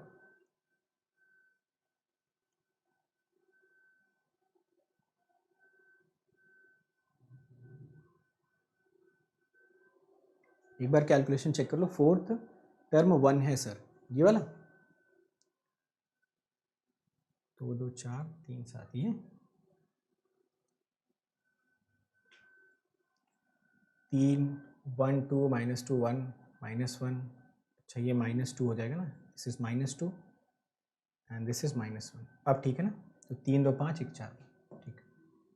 तो बोल रहा हूँ कैलकुलेशन चेक कर लो यार, तुम्हारी संगति का असर मेरे ऊपर भी हो ही रहा है, धीरे धीरे होना भी चाहिए, ठीक है? चलिए समझ गए ना सभी लोग शॉर्टकट? तो शॉर्टकट समझ में आया? चलो देखो ज़रा, मैंने क्या किया, लीनियर कॉन्वोल्यूशन कैलकुलेट कर दिया। लीनियर कॉन्वोल्यूशन कैलकुलेट करने के बाद जो 4 एलिमेंट्स थे, 4 एलिमेंट्स के बाद मैंने बना दी एक बाउंड्री, ये बनी बाउंड्री। बस रिस्पेक्टिव एलिमेंट्स को जोड़ो, 3 को 7 से जोड़ा 10, 7 को -5 से ऐड किया तो 2, इनको ऐड किया 3। आप चेक कर लो, सेम आंसर आपको यहाँ पे भी मिल रहा था, 10 2 -3 1, ठीक है? तो बाय द वे अगर आप कभी भूल जाते हो कि यार सर्कुलर कॉन्वोल्यूशन कैसे कैलकुलेट करते थे, याद नहीं आ रहा, तो लीनियर निकाल के ये वाला मेथड लगा देना। जनरली 4x4 का एग्जाम में पूछा जाता है, तो 4x4 का आप लीनियर कैलकुलेट करें। हर 4 के बाद एक बाउंड्री लगाओ। 4 का मतलब अगर 4x4 कर रहे हो तो 5x5 करते तो 5 के बाद लगाते काइंड ऑफ। तो 4 के बाद आप एक बाउंड्री लगाओ और रिस्पेक्टिव एलिमेंट्स को जोड़ना, मतलब इधर का पहला, उधर का पहला, इधर का दूसरा, उधर का दूसरा, इधर का तीसरा, उधर का तीसरा, ऐसे ऐड करोगे तो आपको डायरेक्ट यहाँ से आंसर मिल जाएगा। कितने लोगों को ये लॉजिक समझ में आ गया? है ना इंटरेस्टिंग? कर लोगे आप? It's time to experience something glorious. Unacademy Combat. Compete, crack, conquer. A challenging gate contest engineered to give you an experience like none other. Where you put your knowledge to test and battle it out with a test. To bring out the best in you, Unacademy Combat is the most competitive, gamified contest for GATE till date, with the best of the questions by best educators. with detailed video solutions from top educators right after each contest. Combat live with peers to get real-time rankings and win big. Participate in every contest to improve your ratings. Challenging contests every fortnight or alternate Sunday. Live ranking after every question. Big rewards for top rankers. Your passion to crack GATE deserves this. Your hard work towards your dream deserves this. Fuel your inner fire for the ultimate GATE challenge. Unacademy Combat. Register now.